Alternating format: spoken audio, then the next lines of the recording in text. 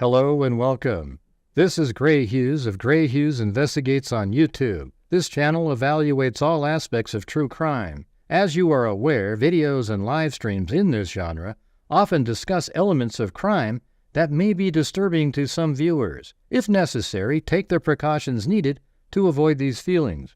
Factual information related to cases is the key to fostering rational true crime discussions. Fortunately, you will find that here. Please hit the like button only once, share the video, and subscribe if you like my content. Thank you very much for watching.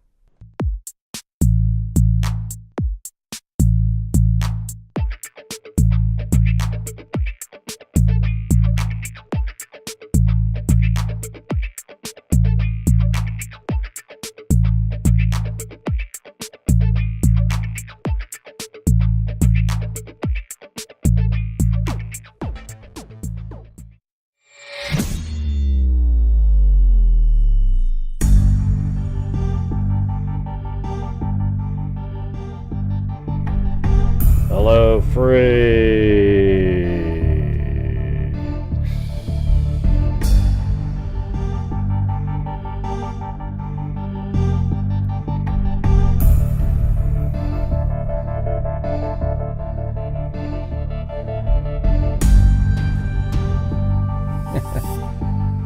Seems so small.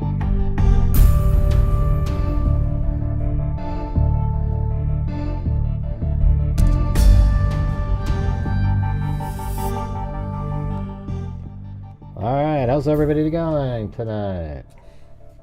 Well, as you know, last night when we did the show, we didn't reach the goal at all, so hopefully tonight we can try to reach there. That'd be great.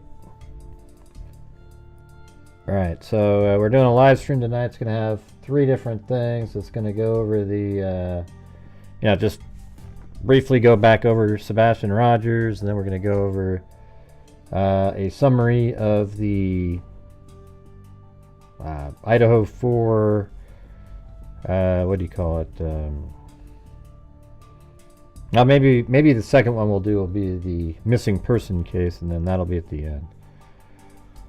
It was a closed hearing that they redacted some stuff and then put it out there. So it might be pretty interesting. It's all about the DNA stuff. Unfortunately, with my the video that I put out today that actually shows what the answer was in the IGG situation, nobody watched it. It's got like 1.5 thousand views. I mean, absolute joke. The video the day before had 12 or 14,000, and then today's video has you could tell it wasn't going to get very many views and just crashed right after the premiere. Just went I mean, it's amazing how some videos do that. They don't make it in front of people where there's somebody could click on it.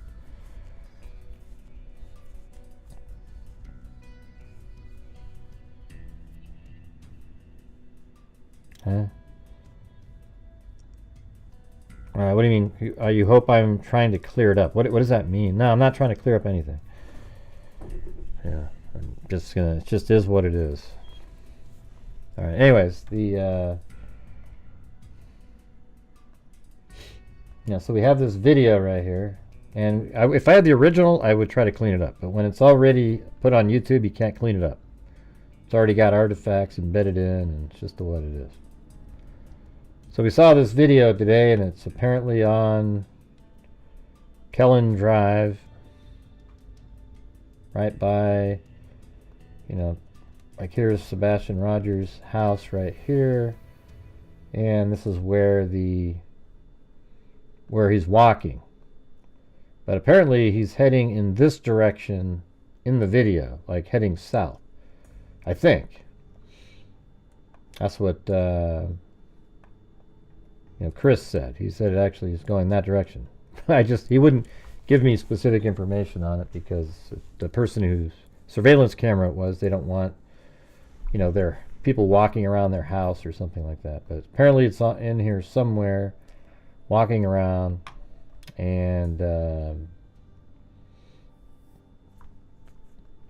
that's at 12:17 And who knows what this is. It's something. It's new, right? It's something new. We haven't seen these before. This video. Yeah, I made a whole video on it earlier, Cindy. Go watch that. Yeah, so it's right here. You don't need to like restate what I'm saying. Hey, thanks, Hammer Maiden. Sounds like it's going to be a great show. Well, you hope so. Yeah. Yesterday was a pretty good one too, but you wouldn't know it. Yeah, so you had people. I mean, there's a human there moving around for sure. There's no doubt about it. Right. He's had time probably watching Lookner. Let's see. So if you go like this, and you can just see when it's zoomed in a shape drive by right here. See, I mean, walk by. See that? It's obvious. It's obviously a person. What that person's doing, we don't know.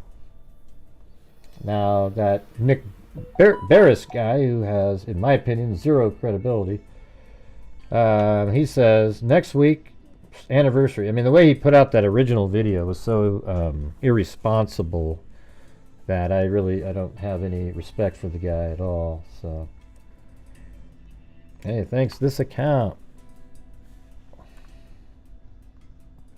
And by the way, we're still doing the notebook giveaway.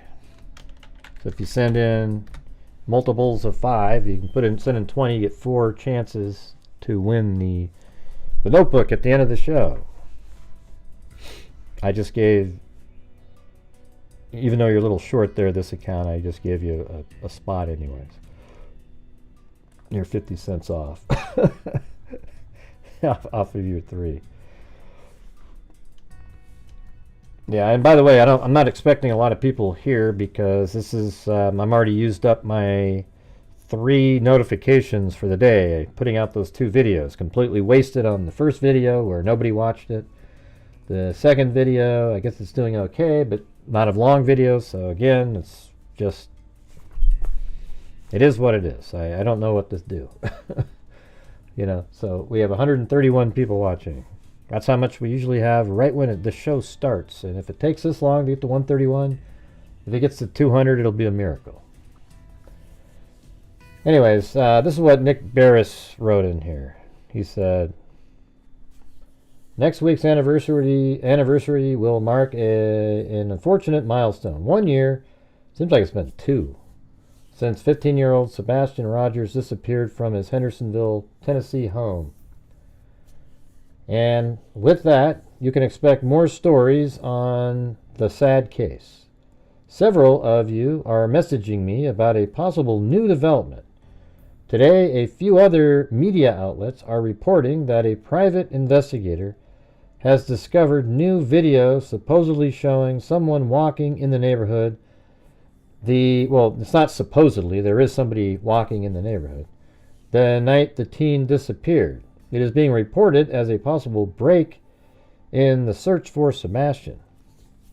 Hey, thank you, Joseph.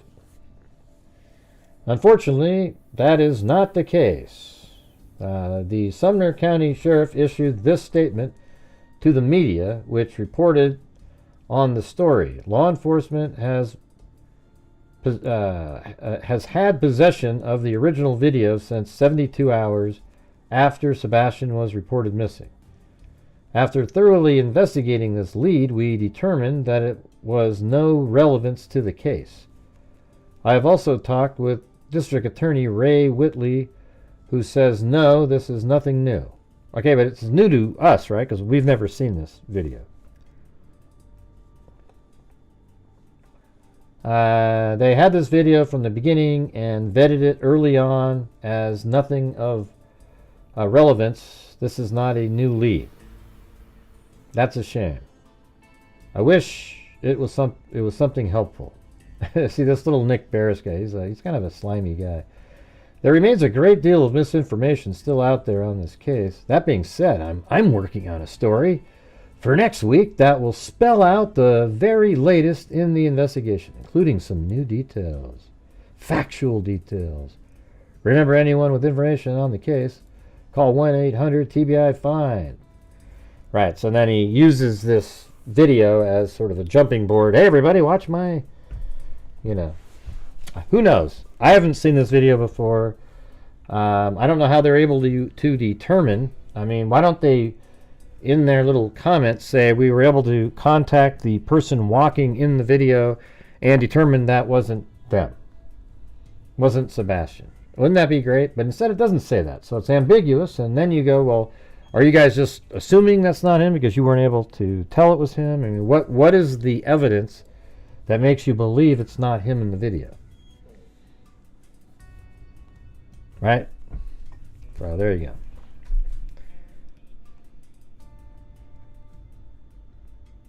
Yeah, so apparently like this is where Sebastian Rogers lives, or yeah, and then the Proudfoot's home.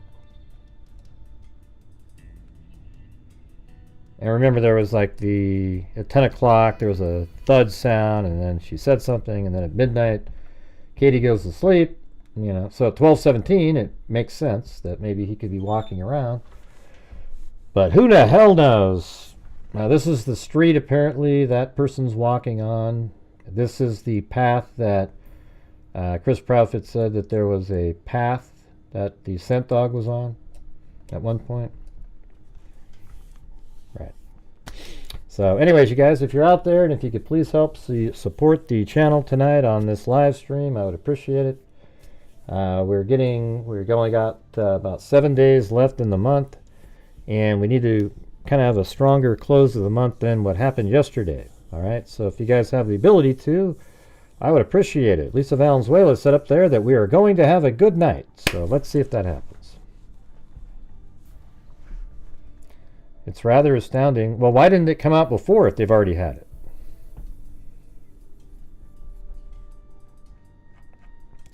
All I can say is this. Every time I've communicated with Chris Proudfoot, I've never felt like he had something to do with it. That doesn't mean that, you know, I could be wrong or whatever like that. I just haven't seen that. You know, I haven't seen anything when I communicate with him that makes me think they have anything to do with it. Or, you know, at least him. I don't see it. So I know a lot of people out there that's all they do. They wake up every morning, they get their little cup of coffee, almost like the nut job trolls that I have. They get up in the morning, that's all they think about is, ooh, how can we get Chris Proudfoot, you know, these guys did it. And they just keep going on and on and on for days and days and days, almost with like a feverish, psychopathic pitch, you know, and we don't know, okay? We don't know. All I can say is I've never seen or heard anything, and I've had literal, like random conversations with him on the side.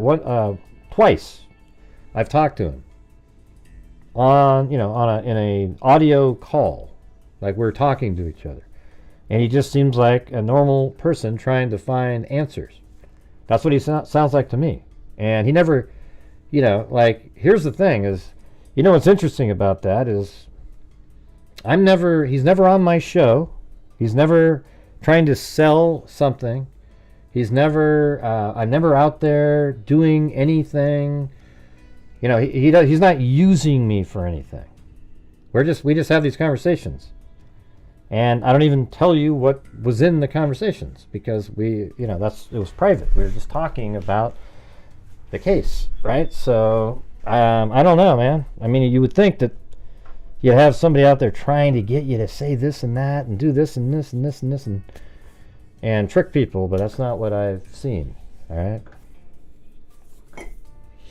So I guess that's all we got for this, you guys. I don't have any more to talk about. We just saw the video. That's it. And what it means, we don't know. But, you know, let's see if this Nick Barris guy comes up with something, you know, really new and profound coming up here.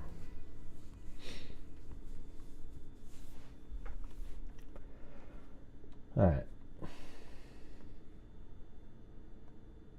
So the next one I'm going to do this other case, okay? Do you guys remember the Russell and Shirley Derman case from 2015, I think? Do you guys remember that? In Georgia, in a lake, you know, like this is a really, you know, kind of a retired couple in their 80s. elderly couple. They had a nice house in a private neighborhood, and they quit showing up. How do you guys? Come on, you guys. How do you not remember these cases? I've gone over it many times. They, a couple living in a private neighborhood. They, didn't show up for some sort of like lunch or something, whatever, and then they became missing, and then people showed up at their house, and then they found Russell Derman in I think it was the garage without his head. He was completely beheaded, and they never found his head, and his wife was missing. But then, I don't know, it wasn't too long after that, the body of Shirley Derman went to the surface after, gases formed, and it raised she was weighed down with some cinder blocks, I believe, and then she floated to the surface. And she floated, but they've never found Russell Derman's head, and nobody knows. There's never been an arrest in this case.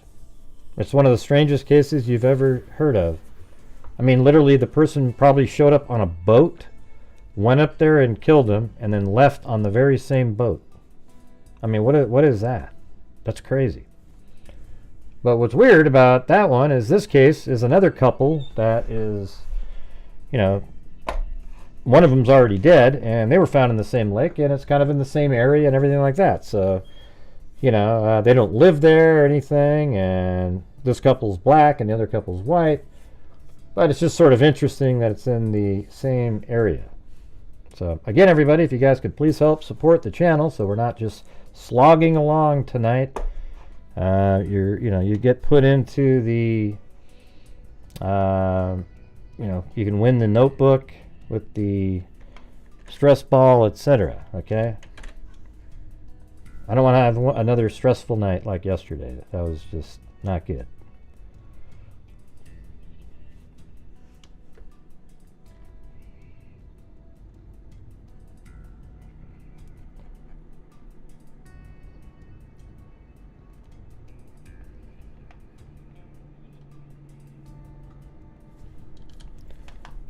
Thank you, Amber Maiden. And welcome, Rebecca Bruce. Yeah, so, let's just look how weird this is right here. So the Dermans, they lived right in this area. Let me go back in time. That looks like the water. What happened to the water level there? Oh, I guess it's just different. So it's right down in here is where a boat must have pulled up, came in, and killed the Dermans in their home. Right here. This is 2015. So the Dermans lived right there. They came up in a boat, killed them, cut off the head of one of them, almost like it was a hit. And then, interestingly, the other case that we're going to be talking about is like the boat circling here. Shirley's body, Derman came up right here. This is where her body floated up, and then Jocelyn's body that we'll be talking about, her body floated up right there, which, so you got the body there, and then you've got the boat circling, and then the Derman. So it's kind of a similar location here, but we'll just go over the whole thing. All right. Thanks, uniquely, Susie, retired hospice RN.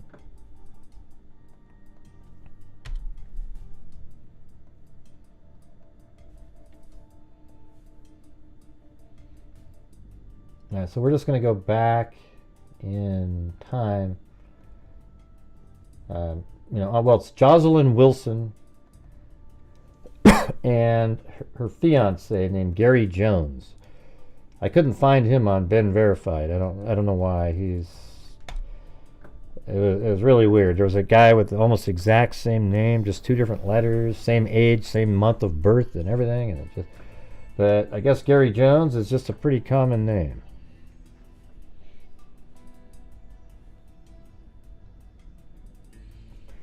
Authorities are ramping up efforts to locate a missing Atlanta man who vanished on Lake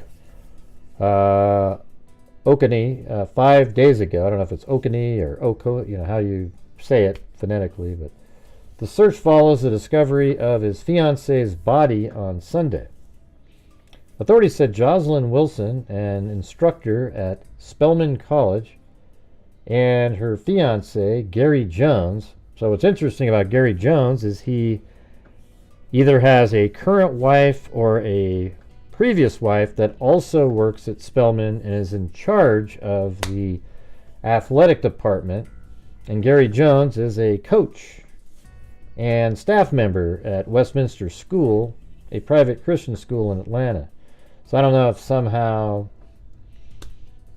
like she gave him the job there.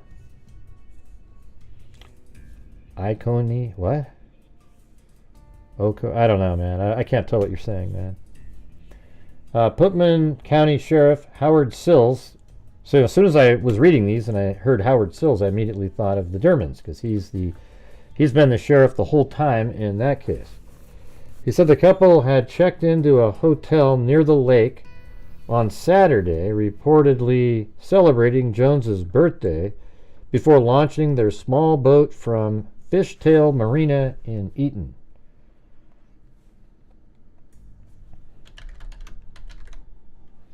Yeah, I've already got all this stuff mapped out. So apparently,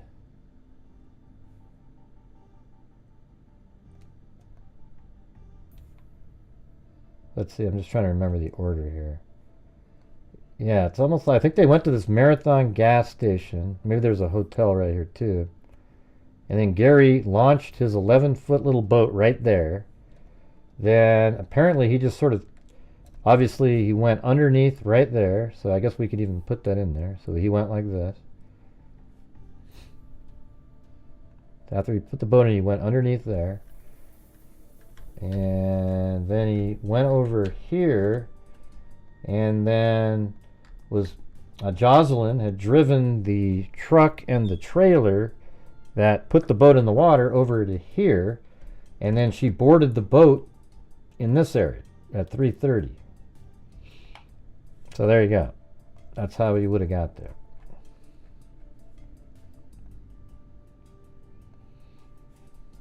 So we're just going to go through all these different articles, and some of them have the complete timeline and everything.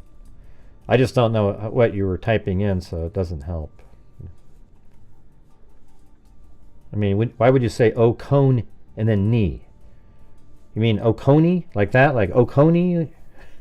See, if you're going to do phonetically, you type in like O-H and then C-O-N-E-E. Then I would know exactly what you're talking about.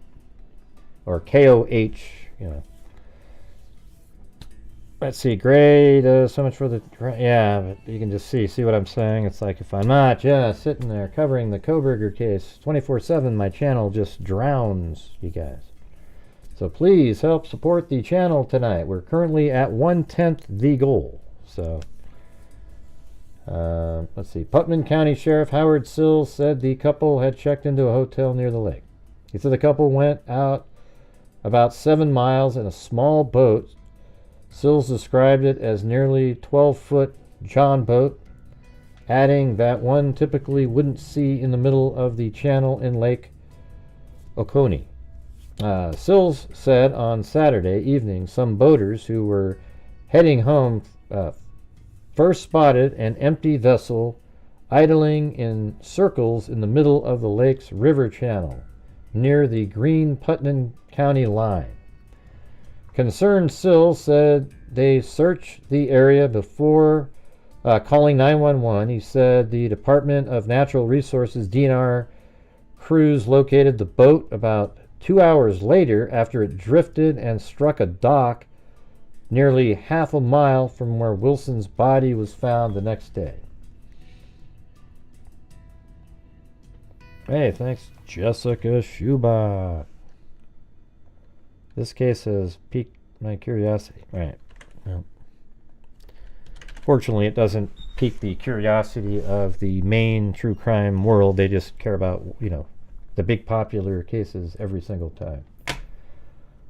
And we've already, we've already got up to 194 and then down to 174 because people go, oh, he's not talking about that now. Okay, see ya, bye. Instead of learning something new about an interesting case. It's really disheartening. Yeah, we've already gone over it, Maro Teal. We got it figured out already. Thanks. Good evening, freaks. Glad to be here. Please hit the like button. Lots to cover tonight. Right. Where's that good night you promised there, Kami? It's concerned. Sills said they searched the area before calling 911. He said the Department of, DNR located a boat about 2 hours later, and it drifted and it struck a dock nearly a half mile from where Wilson's body was found the next day. So maybe we keep that in mind. Sills said DNR contacted his office Saturday morning, which is when they joined the efforts to find the couple. He said Wilson's body was found by civilians in the lake about a quarter to a half mile from where the boat was found. Yeah, but that doesn't help us know where she was. I mean, I guess we already know where she's found in a different article, but on Monday, search teams discovered Jones' shoes floating in the water roughly 15 yards apart near the shoreline. So they found the guy's shoes, so Gary Jones's shoes they found. The search area spans several hundred acres of water with depths reaching 80 feet and heavy underwater timber complicating efforts. Now, what's this one right here? So this date, what's the date on this? This is February 13th. If I click on that, what does that go to? Developing tonight, crews are looking for That's February 11th. Let's see if they have any extra in this one. A Spelman instructor is dead and another person is missing after a boating incident in Lake Oconee, Saturday, officials said. Georgia Department of Natural Resources identified the deceased victim as 49-year-old. Yeah, so it's Joycelyn. That's how you spell it. They keep putting Jocelyn, but it's Joy, and she goes by Joy on Facebook. In a statement, Spelman College said Wilson was a faculty member in the math department, saying she made an incredible impact on both her students and colleagues. While DNR did not provide the name of the other victim, who is still missing, they did say that he is male. Game wardens said they responded to a report of an unoccupied boat circling near Wallace Dam. Okay, where's that? Is that what this is? I mean, where's Wallace Dam? Oh, okay, so 7 miles. That's way over here, huh? So that's Wallace Dam. So the boat was circling over here. I don't know, man. Some of the stuff just doesn't make any sense. So when they say 7 miles, let me see how long this is. If I go from here and just kind of, what are we at now? Okay, it's 3 miles. And then let's see if I went over here, there. That's 5.49. So that's like 7 right here. And then the dam's over here, but I don't know. They give some pretty bad information in there. Welcome for what? Alright, we also currently have no coffees, no memberships, nothing. Man, you guys are really teaching me a lesson. You got it. You got it.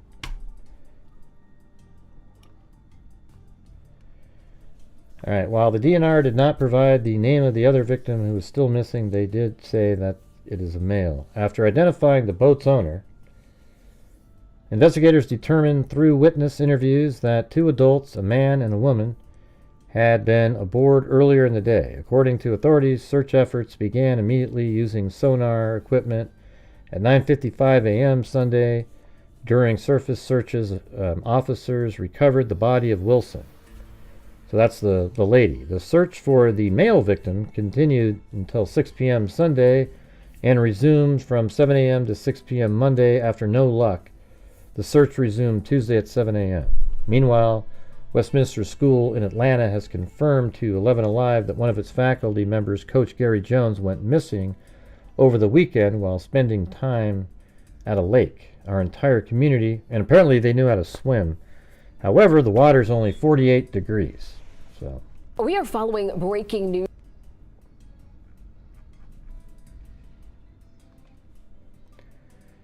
All right, let's see. Authorities now treating the disappearance of Gary Jones and his fiancée Joycelyn Wilson as more than a simple drowning. Putnam County Sheriff Howard Sills confirmed. He described the case as an active death investigation. It's been days since the couple vanished on the lake, with Wilson's body being discovered early during the week. Crews have continued search efforts for Jones. The circumstances in the case indicate it's not just a simple drowning, Sills said on Friday night.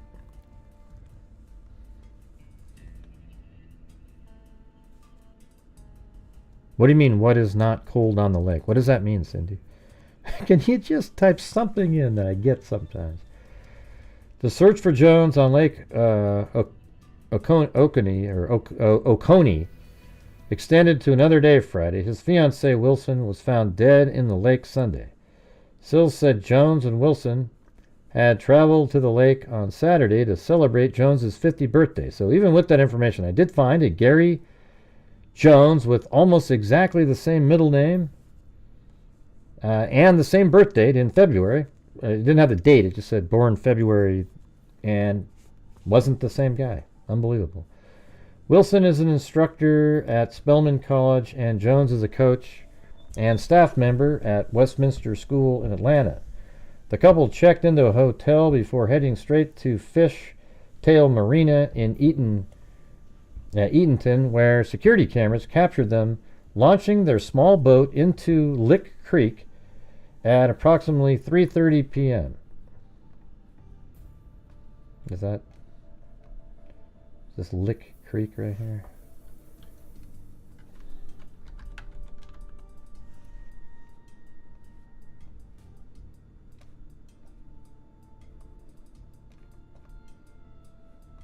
I don't know. I don't know what. That's just a place called Lick Creek. I mean, maybe that's what this is right here, a creek or something that's coming in. I don't know. But that's the boat launch is exactly where they said it was, next to the lodge on Lake Oconee.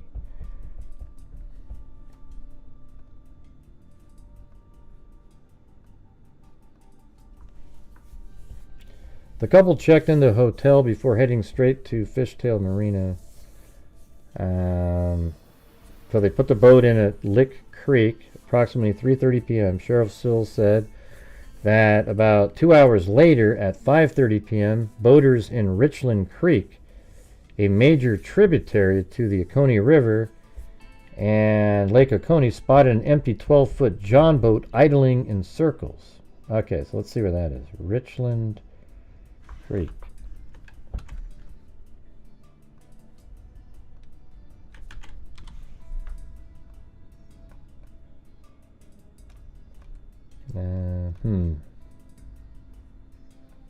Right.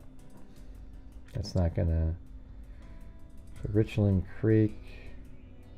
Yeah, it's not gonna.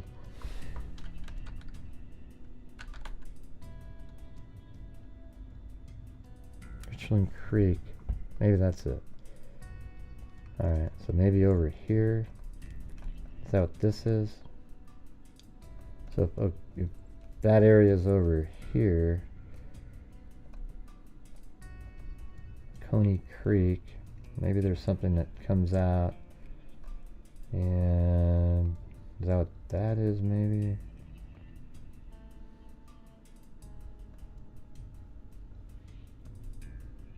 I don't know. It's hard to, I can't tell quickly.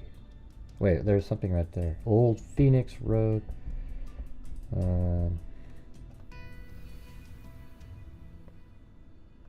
Yeah, it doesn't say. I was thinking it was idling, going in circles over here, which kind of makes sense.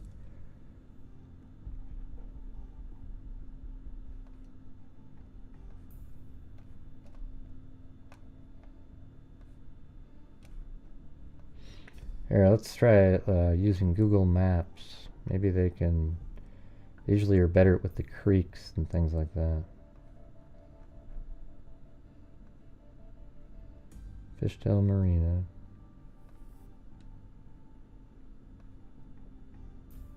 Glade Branch.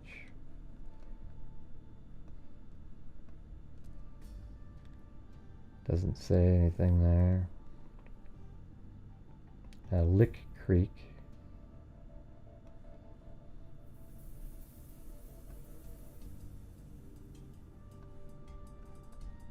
Well, that dam's way over here, though. Richland Creek, Double Creek. Not sure why you call these creeks. But what's going on tonight again, you guys?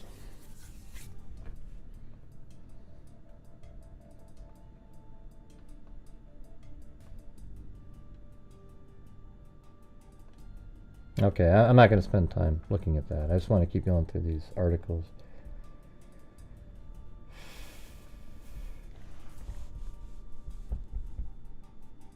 Richland Creek. I thought we just saw that a minute ago on the Google Maps.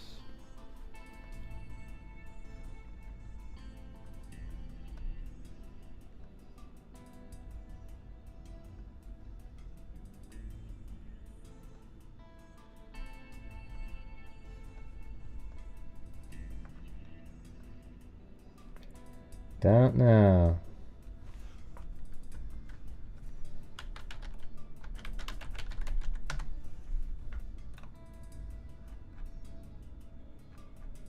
Is this the Richland Drive? That's not... Okay, I'm done looking at that. Alright, the dynamic, if you fall out of one or something like that and it's still running, then it'll drop back down to idle speed. Then it will just circle. So it says if you just fall out, like you're running the boat and then you just sort of fall out,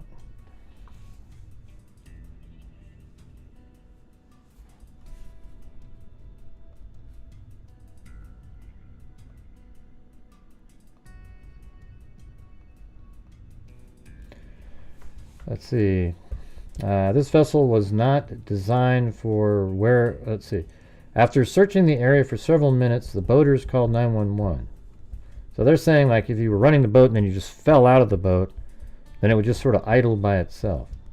After searching the area for several minutes, the boaters called 911. Department of Natural Resources wardens later that evening found the vessel along the shore after it had stopped running. Hey, thanks, Sandy Shirley.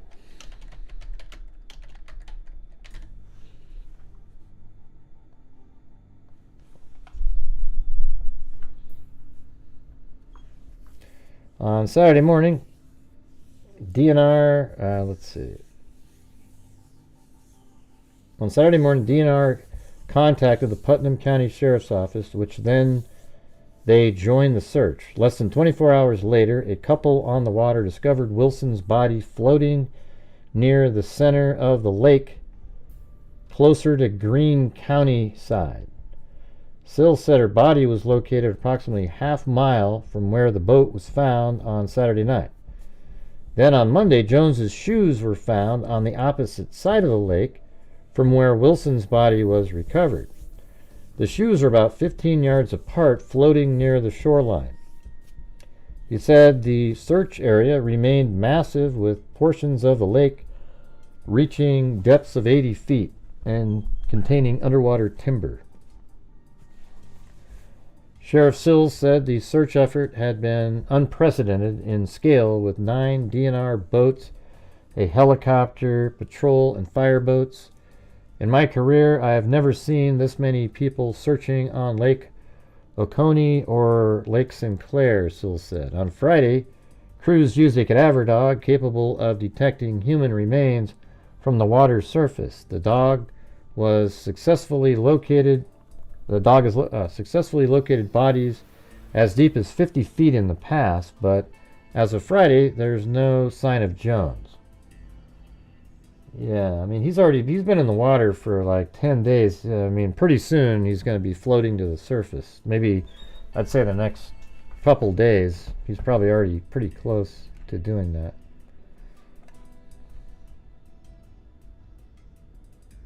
Wonder what happened in that one. All right.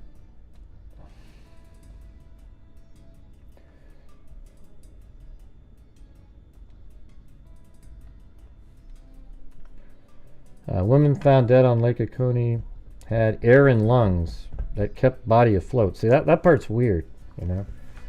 So when she, you know, I don't know how she died, but I mean, she had air in her lungs and that's why she floated. So it almost sounds like she didn't drown then. Or maybe she suffocated, but she still had air in her lungs. I don't know. Almost like she... You got me on that one. That's a weird one. So anyways, if you guys are out there, if you can please help support the channel tonight, I would appreciate it. Really struggling the last couple days yet again for unknown reasons. So if you guys have the ability and you like the fact that we cover other cases, I would appreciate it. Your name gets put in for a drawing, and you may win the notebook or the whole notebook package. All right. So this channel relies on the generosity of the people watching to be able to continue doing the shows, and that's how this channel's donated $230,000 since January of 2020. All right, now you see, I just saw Hartley up there. She probably realizes that's what my channel's done. $230,000 since January of 2020. We also have the last 2 years given $6,000 out a year for scholarship funds. Last year we did 2 $3,000 ones. This year we did 3 $2,000 scholarships.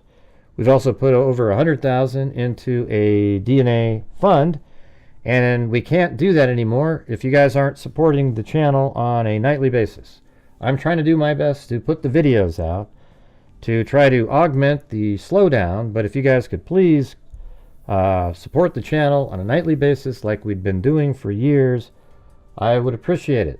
It takes a lot of time to put all these shows together, spending 3 hours on the live streams, and there is no ad revenue on these live streams, so you guys are it. So if you could please help support the channel, I would appreciate it.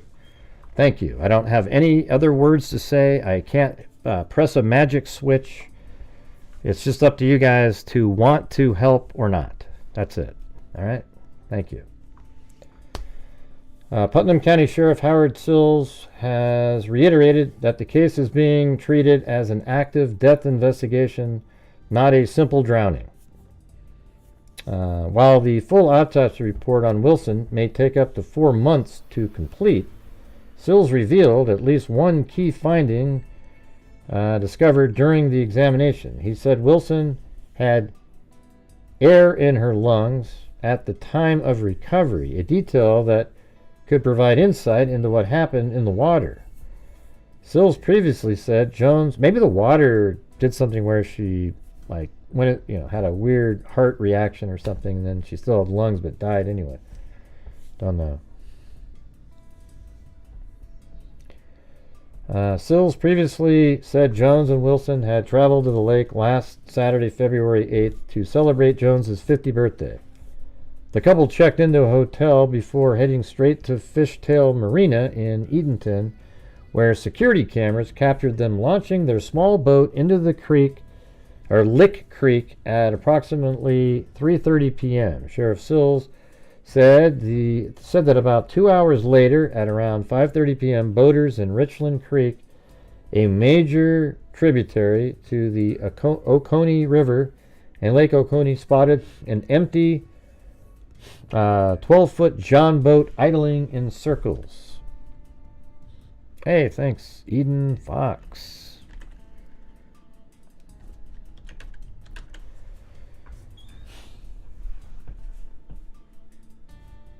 And we currently still have 0 coffees, you guys. Less than 24 hours later, a couple of water discovered Wilson's body floating. Crews have continued to search the water for Jones. Air and lungs could explain why Wilson's body was floating. Right, but why was there air? So if she had air in her lungs, how did she die, I guess? Sills explained the presence of air in Wilson's lungs, okay, here we go, likely contributed, to her body remaining on the surface rather than sinking to the lake bed. We know for a fact that there was some air in her lungs that would have provided the necessary buoyancy, Sills said. I'm not saying she didn't drown. That's up to the medical examiner, who has not finished their report, but it was enough to keep her from going all the way to the bottom. Wilson's body was discovered floating near the center of the lake, closer to Greene County shoreline, roughly half a mile from where their boat was first spotted, idling in circles on the evening of February 8th. The cause of death remains undetermined as authorities await further forensic analysis. Jones found floating near shoreline. Hey, thanks, Mick, for the coffee. Search teams located Jones' shoe on the opposite side of the lake where Wilson's body was found, roughly 15 yards apart.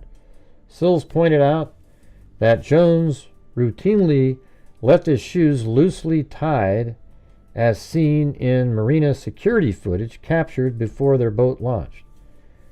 Yeah, so that might be why his shoes would have came off, because his shoes were loosely tied, so they came off his feet. Just in the water, you know.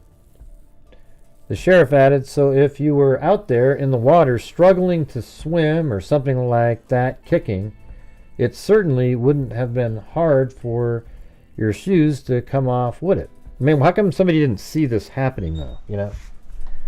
Seems like it right in the middle of the lake with people around, like... But I guess they didn't.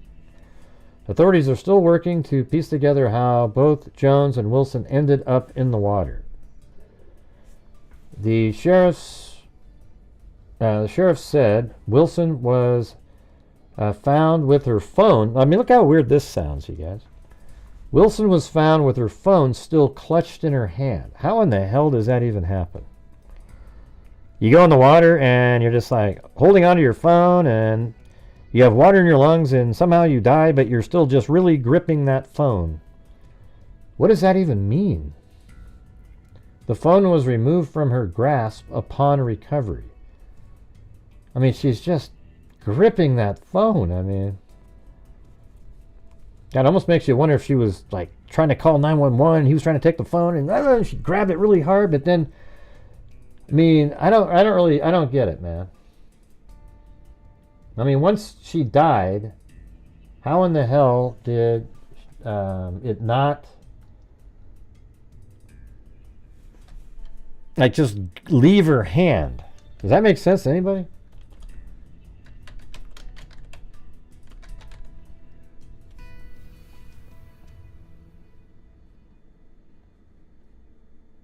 Hey, thanks, Elizabeth Moore, also.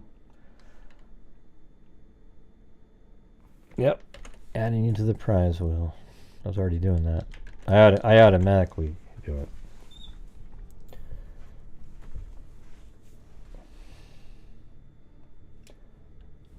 We're currently at 1/6 of a nightly goal. Wilson's phone was clutched in her hand. The sheriff said Wilson was found with her phone still clutched in her hand. Yeah, we know what a death grip, but I mean, it doesn't make any sense in this case. People grip something, but like she's holding a phone, and why is she still holding onto the phone? I mean, to me, she must have died immediately on something, and because of that, she gripped. If you fall, let me just say this: does it make sense to anybody that she's got the phone in her hand and fell in the water, and is trying to live in the water? She knows how to swim. That she's still gripping that phone. It just, that doesn't make any sense to me. I don't care how you try to explain it. It just doesn't make any sense at all.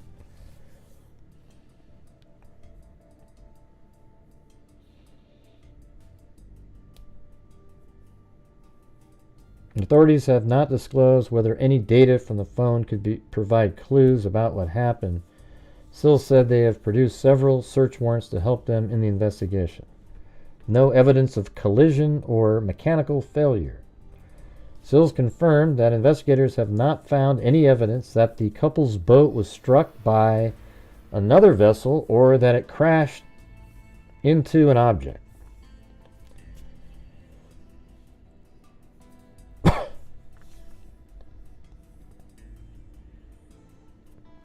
There is no evidence the boat was hit or run over by another boat, Sills stated. I'm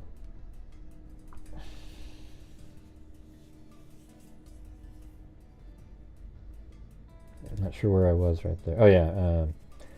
I don't know if we'll ever know exactly what happened out there. Last week, Sills said a couple boaters on their way home found the boat idling in a circle. He said this type of boat is not one you'd typically see in the middle of Lake Oconee. This vessel was not designed for where it was, Sills said. They traveled at least 7 miles from where they put in. Okay. I think I'm just going to have to, let's just measure that again. So they put in right over here. And let's just say it went like that. I'm just going to, they probably measured it through the, and right now we're at 423. Let's just kind of keep going around. And that's 7 miles right there. So let's just say, like right, I'm just going to keep that on there this time.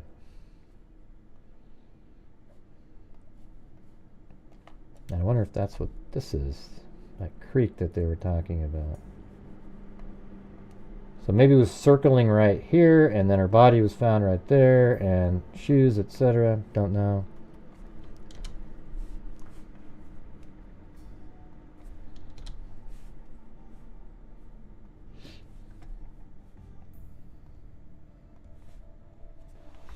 Boat was found with all of its contents intact, including life jackets, paddles, a tackle box, a granola bar, and even a cookie cake.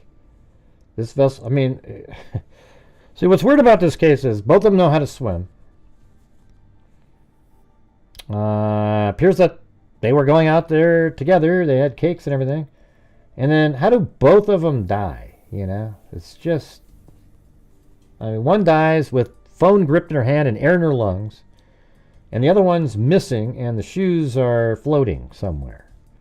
Man, this is weird, But at the same time, wouldn't somebody have seen if there was something foul play out there? But I guess nobody saw what happened to them anyways, so I guess maybe there just wasn't anybody there. The boat was found with all of its contents intact, including life jackets, paddles. They must not have been wearing their life jackets. 11 Alive confirmed the couple was at the lake to celebrate Jones's 50th birthday, which was on that Saturday. So this happened on the 8th. This was the 8th. And like I said, the Ben verified that I found, the guy's middle name was identical, but missing 2 letters, or 2 letters were different. And his birthday was in February, and he was 50 years old. And it was a totally different person than this guy right here. Sills described the search for Jones, a Westminster school coach, as one of the most extensive efforts ever conducted on Lake Oconee. Crews are battling poor visibility and treacherous underwater conditions with depths reaching up to 80 feet and submerged trees complicating the operation. You can't see your hand in front of your face 6 feet underwater, much less 80 feet, Sills explained. Authorities remained committed to find Jones, utilizing cadaver dogs, sonar technology, dive teams, and aerial support. Sills says the Cajun Navy is joining the effort on Tuesday. As the investigation continues, Sills hopes the ongoing search and forensic analysis will bring clarity to the mystery that happened on the boat. Sills is asking anyone who may have a camera pointing out on the lake from the boat was put in a fishtail marina at Eatonton to where the boat was found.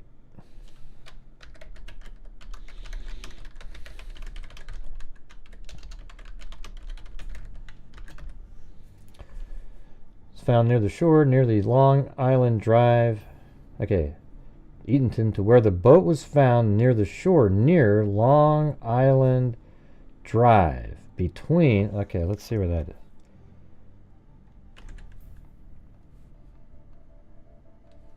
Let's see if we're close. Okay, well, see, that's where we have the boat. So Long Island Drive.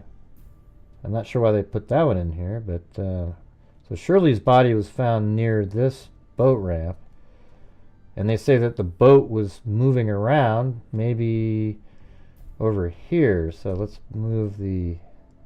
I didn't know where I just put a pin in there. So that must mean it was over here, circling.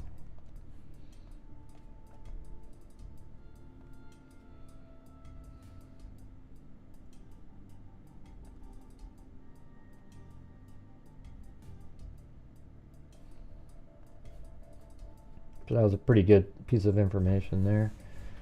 So it says to where the boat was found near the shore near Long Island Drive between 3:30 and 5:30 p.m.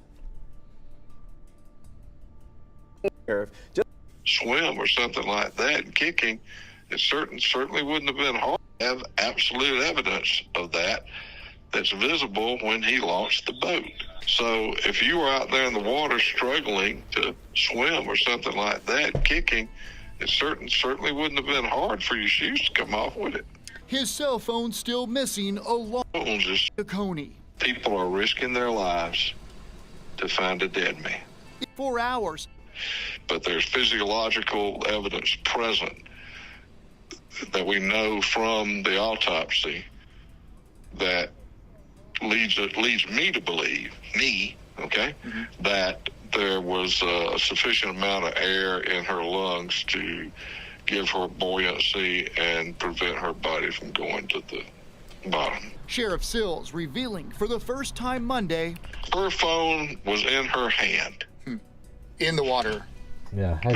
The phone, DNR had the phone. Thanks, they had removed it from her hand. According to DNR, it was clutched in her hand. Adding to the mystery of what happened on Lake Oconee. Well, why don't they ask him what he thinks of that? This boat. I don't know if we will ever know. Sheriff Sills. Yeah, that's what you hear from Sheriff Sills pretty much every day. You know, he doesn't seem to ever know something. You know, it's like you had Russell and Shirley Derman, and now you have this one, another mystery, and he's just sort of the same sort of, you know, I don't know. It just sucks. Let's go. What's the next one? The 19th here.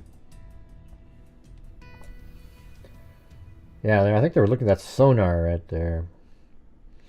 Crews continue searching for missing boaters on Lake Oconee after Gary Jones and his fiancée Jocelyn Wilson embarked on a boating trip to celebrate Jones' 50th birthday. The couple's empty 12-foot boat was discovered circling near Wallace Dam, prompting an immediate search by authorities.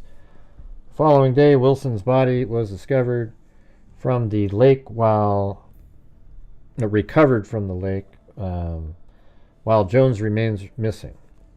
Putnam County Sheriff Howard Sills has stated that the circumstances suggested that this is not a simple drowning, leading to an active death investigation. Search efforts have been extensive, involving cadaver dogs, dive teams, and civilian volunteers. So there's a timeline on this. It said Gary Jones, a coach and staff member, this is February 8th, at Westminster School in Atlanta, and his fiancée, Joyce Wilson, a Spelman College faculty member, traveled to Lake Oconee to celebrate Jones's 50th birthday. The boat was later found circling near Wallace Dam. Without them on board, inside the boat, authorities found life jackets, snacks, and a slice of birthday cake. The body of Wilson was discovered in the lake approximately half a mile from the location of the boat. On Monday, Jones' shoes were found on the opposite side of the lake from where Wilson's body was recovered. The shoes were about 15 yards apart, floating near the shoreline. The following days, unprecedented search efforts for Jones intensified, involving multiple agencies and resources, including cadaver dogs and dive teams. February 15th, Putnam County Sheriff Howard Sills stated that the circumstances of the case indicated it's not a simple drowning. February 17th, the search for Jones continued with assistance from the Cajun Navy and other volunteer organizations.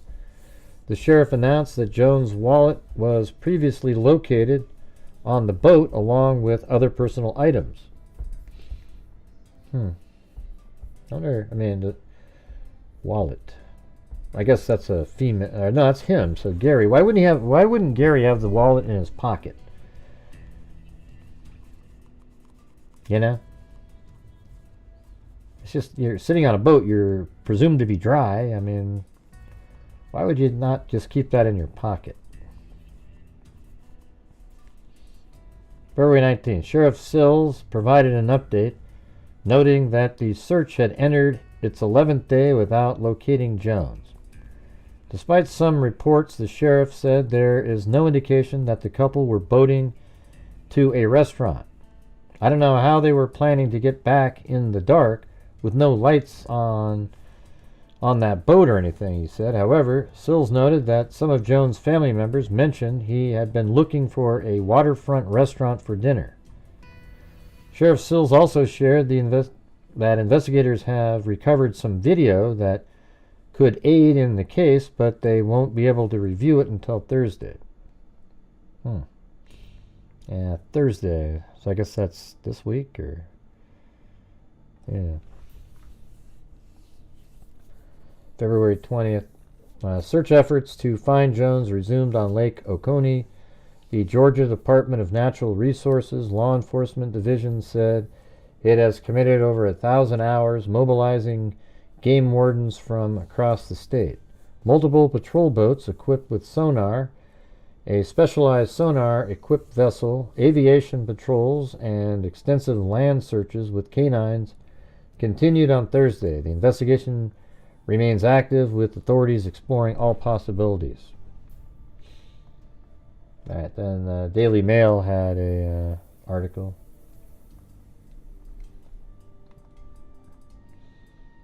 Mystery deepens in search for missing teacher last seen on small boat with fiancée. A massive search is underway for Georgia teacher Gary Jones after his fiancée found dead near empty boat. Here, let's just play the, let's do this one. A massive search is underway for Georgia teacher Gary Jones after his fiancée was found dead near their empty boat in Lake Oconee. Jones and Jocelyn Wilson set out on the morning of February 8th on their small fishing boat. Jones, a science teacher and coach at Westminster Schools, was last seen at a Burger King before setting sail on the lake with his fiancée at 3:30 p.m., according to investigators. Their boat was then sighted 2 hours later driving in circles, but the couple was nowhere to be found. A report was made to police. I wonder where the Burger King, let's see.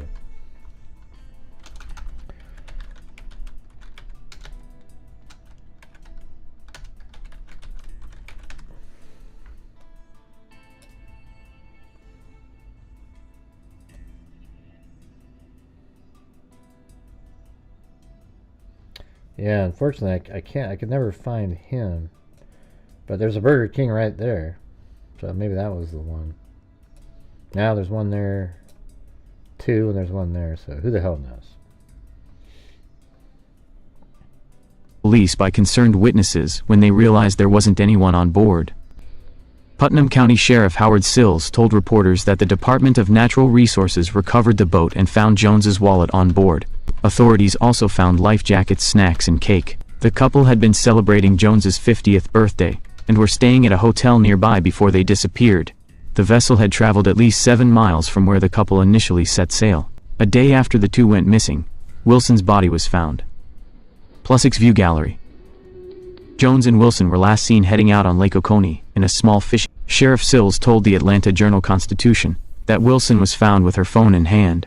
Jones's shoes were recovered nearby, but there was no sign of the missing teacher's body.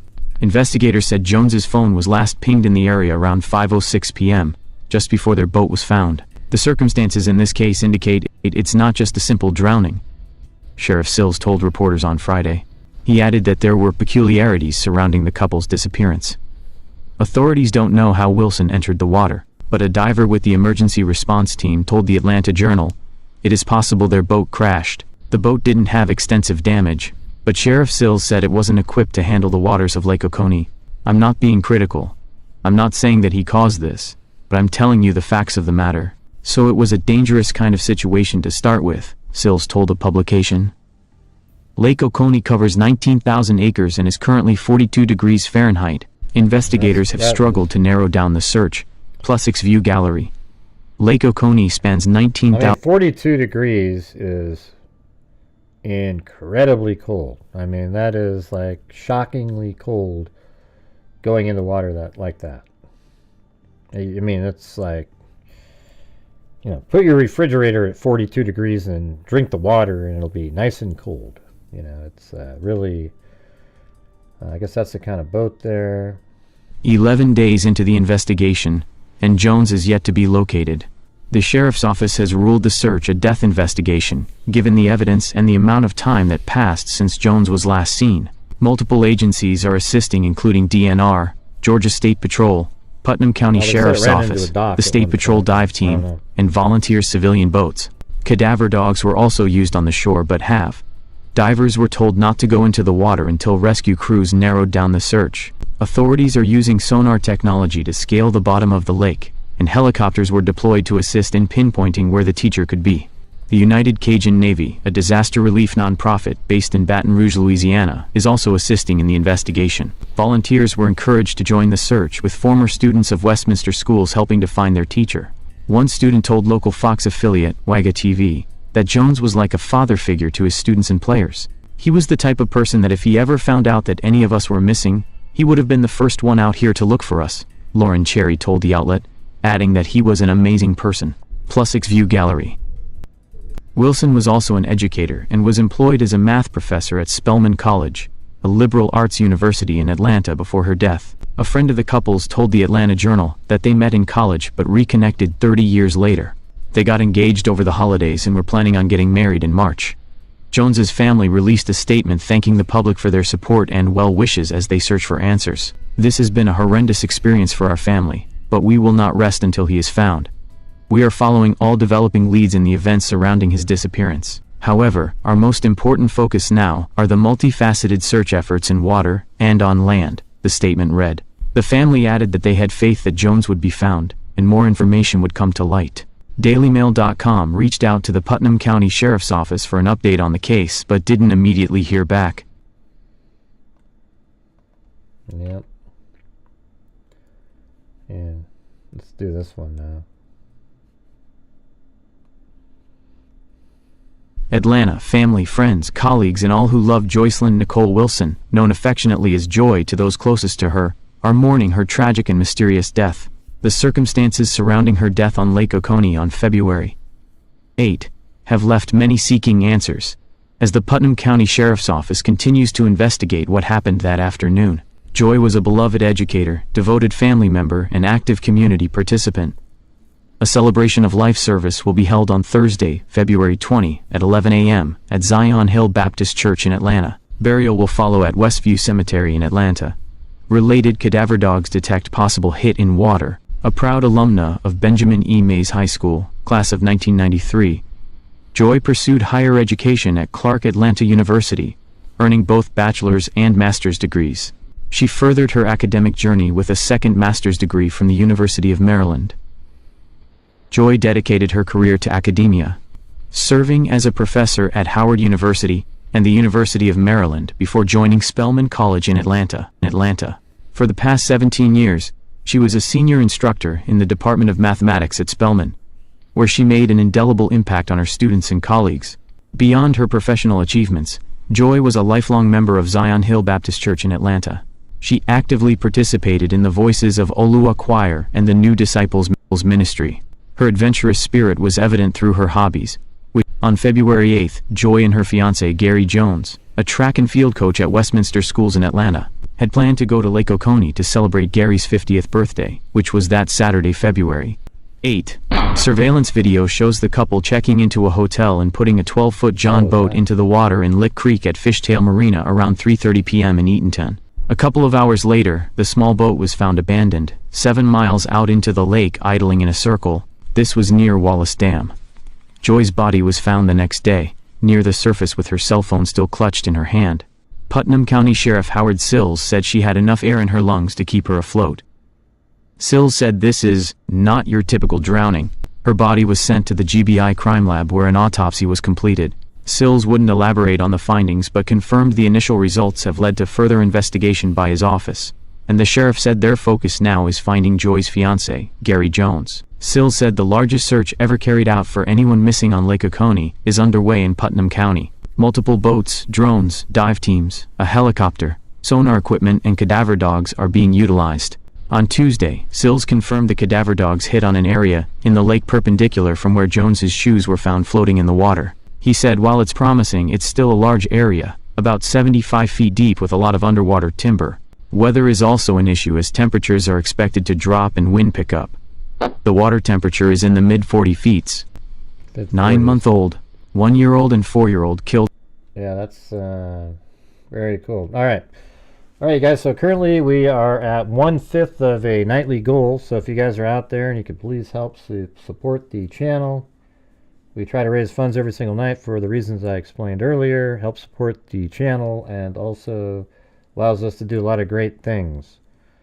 So if you guys are out there, that would be great. It'd be really nice if you guys were supporting the channel even on nights when we're not covering the really big cases. But this is the second night in a row where the channel's absolutely struggling because I'm sort of being pressured into not covering the really popular cases, even though I'm interested in the really popular ones. You know, like I want to cover the Idaho 4 case, but I feel, been made to feel guilty for covering cases that I know have more interest to people.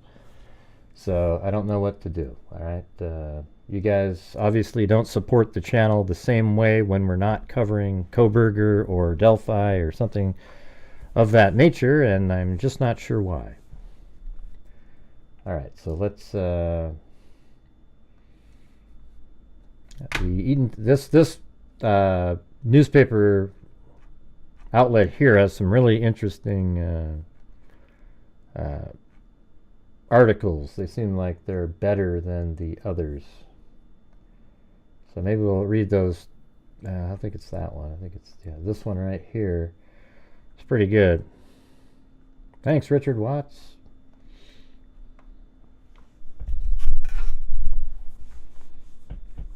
The search for Gary Larson Jones continued Friday, February 14th on Lake Oconee by multiple law enforcement emergency rescue agencies. Putnam County Sheriff Howard Sills said 9 Georgia Department of Natural Resources boats, DNR helicopter, 1 PCSD boat, a boat with the Forsyth County dive team, and Putnam County fire rescue boats were manned and searched the lake all day. Sills said most of the boats were side sonar equipped and noted that PCSD boat also had a unique searcher, a cadaver dog trained to detect bodies in the water. The giant schnauzer named Cyrus was there with the handler Kathy Tompkins of Central Georgia Search and Rescue. Did anybody hear what I just said a minute ago? He at some point at time in the past found a body in 50. He at some point in time in the past found a body in 50 feet of water. Sills said, "I'm in my 51-year career, I have never seen a cadaver dog or a helicopter out there searching for a body, plus all the game wardens, and with the others, there are more than a dozen government vehicles out there. Sills said the missing boater Jones went out on Lake Oconee around 3:30 p.m. on Saturday, February 8th. The woman he went with, 49-year-old Joycelyn Nicole Wilson, was found dead and floating in Lake Oconee on Saturday, February 9th. DNR game warden recovered the body. At the time of the death, Wilson was a mathematics professor at Spelman College, where she taught since 2007. Anyways, I'm just going to go down here to the time frame here. When the couple arrived on Saturday, they went straight to the Marathon gas station on Greensboro Road at Fishtail Marina. So I've already got that all in there.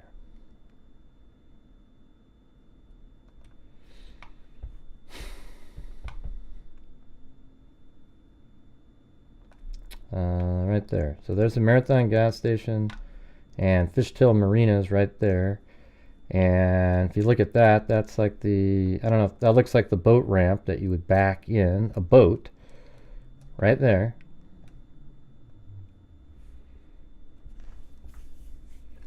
And it launches 11-foot Sun Dolphin boat equipped with 18 horsepower engine into the water. Meanwhile, Wilson drove the pickup truck with the attached boat trailer, so she drove it to the lodge on Lake Oconee, where she parked the vehicle and checked them into the hotel. So after that, she drove right across to here, and here is the lodge at Oconee, and this is the hotel that she parked the vehicle at. And then, right after that, let's see, where she parked the vehicle and checked them into the hotel. As she did this, Jones drove the boat from Fishtail to the lodge, picked up Wilson. So that means he took the boat, and the only way to get there would be to go underneath that little opening there, and then right over here, and then she got onto the boat. Hey, thanks, Mark Wilson. Appreciate it.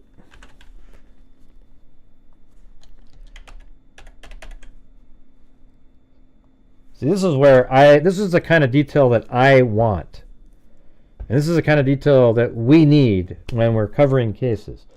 Now we've got like literal things that are, you know, like the boat drove over here, and then it says, and then it said, meanwhile, Wilson drove. Hey, thanks, Moofies.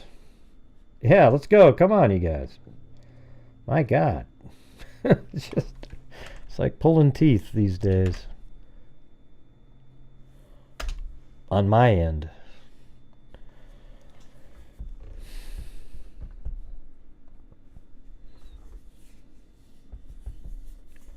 So it says, meanwhile, Wilson drove the pickup truck to that lodge, and then she checked them both into the hotel. As she did this, Jones drove the boat from Fishtail to the lodge, and then he picked up Wilson, and they went boating. So doesn't this make complete sense so far, right? That they went here, backed the boat in, and then he took the boat and then met her right over here after she checked in with the trailer over in this area, right? Doesn't that make sense? Hey, thanks, Sunset Rising Gray. I emailed you a Google screenshot of Richard Creek and Lake Oconee. Okay. Thanks, Amber Maiden. Let's see.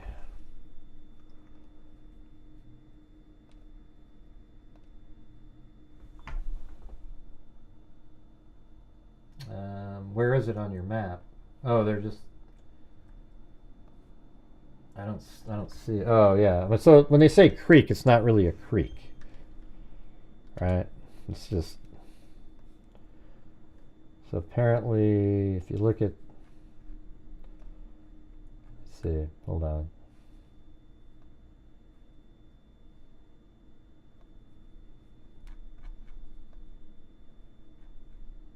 I don't know where you have where, you know, is it right over here? Oh yeah. So then Richard Creek is right over here, based on what she sent. So this would be where Richard Creek is right there.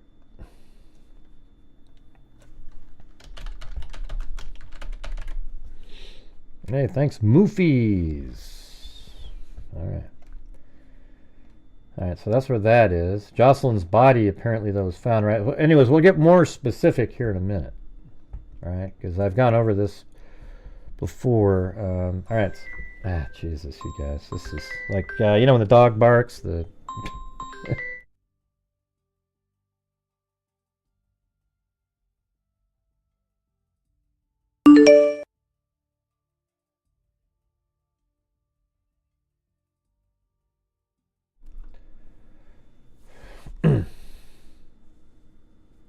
Yeah, we're going to be reading that in a minute here, Zoza, if you can let me get through it. Hey, thanks, Uniquely Susie, retired hospice nurse RN. All right, here we go. The boat was launched at approximately 3:30 p.m. and a few minutes after 5 p.m., a person called 911. So like an hour and a half later, their boat's already going around in circles in the water with the engine running. The boat was unoccupied. So whatever happened to them happened in about an hour and a half, Sills said. Because of the caller's proximity to the county line, the 911 call went to Greene County Emergency 911 Service. So the thing is that's what this line right here is. So, you know, maybe it's on this side, so it's in...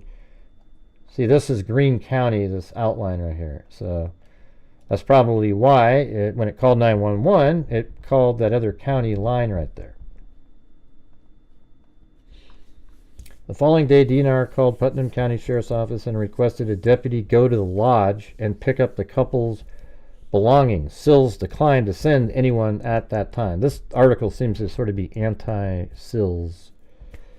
After learning from a friend about the missing couple, Lake Oconee residents Jeff and Christy Everett took their boat out Sunday morning to assist the Department of Natural Resource in their search. Hold on. Thank you. And hey, thanks, Sandy Shirley. After living on the lake for over 3 years, so this is kind of interesting that these people thought this way. It said, after living on the lake for 3 years and having a close family member who works at Wallace Dam, and Wallace Dam is right here. Okay, so it's right near this area.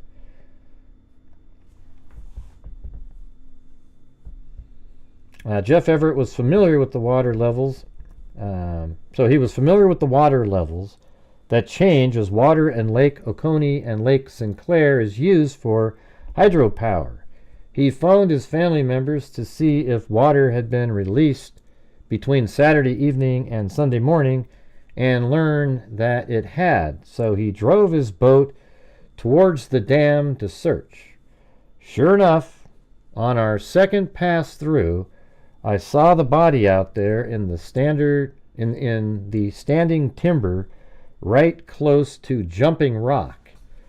Okay, so they found the body right close to Jumping Rock, and Jumping Rock is right here. See that? It says Lake Oconee Jumping Rock. And, you know, maybe that's the timber. I don't know if that's the dock or whatever, but somewhere right around in here. And it could be that, you know, certain times of year there's actually branches. I mean, I guess we could look and see if any of these other... Oh, what the hell was that? If there's anything clear... I mean, that one's kind of better, but not much. That's a good one. So when they say standing timber, I don't know exactly what that means here. Like, could it be trees underwater? You know, maybe that's what Zozo was talking about up there. Don't know. Let's see. Right. And, well, the thing is, if you sink in the lake, you might not ever come back up. Because there's a lot of crap down there that can snag you, like a big tree or something. Alright, so it says, he phoned his family member to see if water had been released between Saturday evening and Sunday morning and learned that it had. So sure enough, you know, he found her body right there by the Jumping jumping rock, I started blowing my horn because DNR was way down below me, whatever the hell that means. How does somebody get below you in the water? And my wife also called them, and they came up there. Everett helped the game wardens, or maybe they were up on a hill or something. Maybe they were on land and they were just looking. I don't know. There's no street view there, though.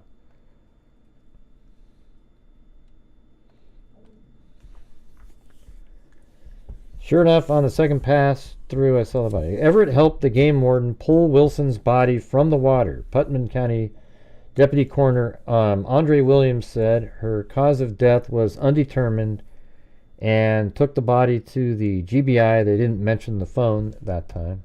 They sent her there for an autopsy, though. As word spread about the beloved high school track coach disappearance in unknown condition, many volunteers joined the search party. Sills said many civilians were out on the lake in their boats, and his office and the DNR coordinated the efforts. The sheriff expressed gratitude for all the assistance. Quite frankly, some of those bass fishermen have electronics that are far more sophisticated than we do. That's the funny thing is you know, the like Adventures with Purpose, remember those guys? Those sonars that they use, those fish finders, are way better than most of the stuff that law enforcement has. I mean, you can really make out the details on the bottom. They even have a new one called Live Scope. It's a sonar that's live, where, you know, I mean, it's sort of live anyways, because it takes picture, but it kind of loops around. Like if you're sitting still, it just kind of keeps taking images. But they have these live ones where you can cast a line out. Yeah, the Garmin have a live one. You can cast out and see your lure in the water. Like you can actually see the lure in the water, and then the fish actually go bite the lure. It's pretty crazy. You can see it on YouTube. It's really wild. These ice fishermen use them. So underwater, you can actually see the fish come right up, bite the lure right on the scope, the sonar, and there you go. Now you can see a lot on your... Oh, cool, Mark. Sweet. Well, there you go. Those cost like $2,500. The Garmin fish finders. I have the one I have is a Hummingbird Helix. You know, so it's not the same kind of thing, but maybe one day I'll try to get one of those if I get really into it. Who knows? Thanks, Mark. Appreciate it. Let's see. Yeah, so quite frankly, some of those bass fishermen have electronics that are far more sophisticated. Parents of students of Westminster School, as well as Jones' friends and family, are reportedly searching around the lake. Sills said no other agency is being declined if they want to assist in the search. When someone complained that he wasn't allowing the Greene County Sheriff's Office to help, Sills said he hadn't told Greene County Sheriff's Office they couldn't come. So he said he immediately called Sheriff Donnie Harrison to ensure Harrison knew that Greene County Sheriff's Office boats were welcome to join the search party anytime they wanted to. Sills said the side scan sonar equipment is hindered by the water's depth, standing timber in the search area. It's 80 feet deep out there, and with the standing timber, the bottom of the lake looks like Mount St. Helens. Right. I guess what he's saying is there's all these trees with no limbs, and it's just like... So under the water, there's trees underwater that don't have... They're just sitting there. You know, it might have been from when they dammed the lake up. Before that, there was trees there, and then they dam it up, and the trees just die underneath, and they're good for, you know, coverage for fish and things like that, so they leave them in 80 feet deep out there. And with the standing timber, the bottom of the lake looks like Mount St. Helens. The lake size, which Sills described as too broad an area to try to drag, and the standing timbers make dragging impossible. I've done this all my life, and lakes and rivers will give up a body when they want to. I think in the next 4 days, his body's likely going to float to the surface, unless it got snagged. But even if it's snagged on a branch, the pressure that a bloated body would get would maybe even break that branch trying to get up. Not a tree, though. If you got stuck under a tree, you can forget it.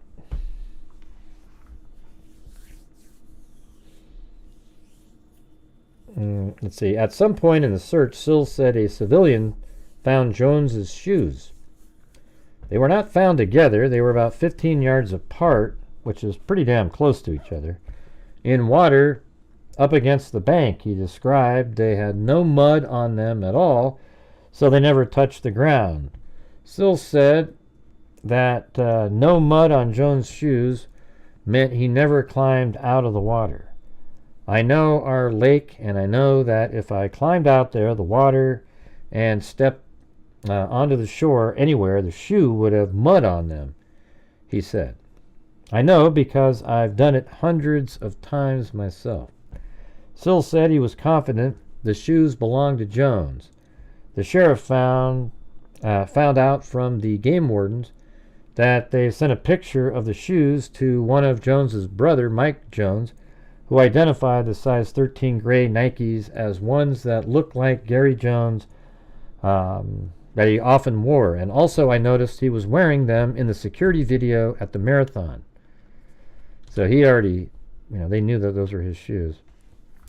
Sills announced late Wednesday evening that he had taken over the investigation with the assistance of DNR. He said he had discussed the transition with DNR Deputy Commissioner Thomas Bernard, and that it was now a death investigation. So that's, they are looking at it at a higher level. All unattended deaths, meaning those unattended by a physician in the state of Georgia, are required by law to be investigated pursuant to Title 45, Sills explained. As I became more aware of the circumstances and events, I determined that it's time we step in and take over the investigation.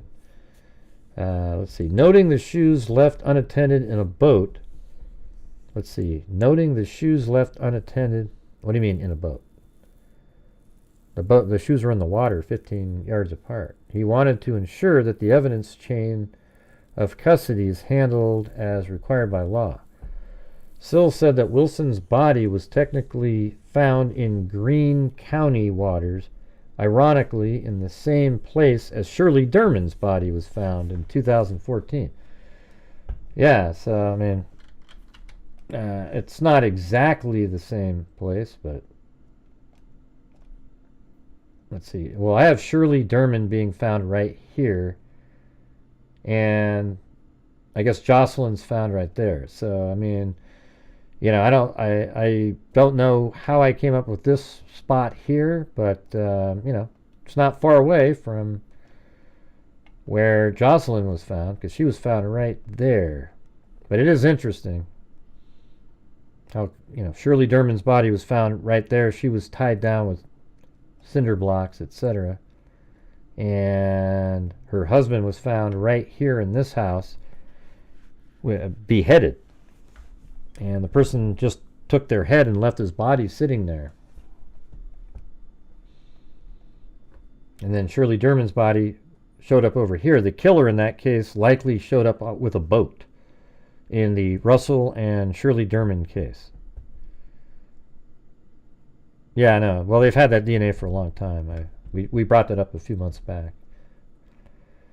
Or last time I covered it. They've had the DNA. It's not just brand new. It's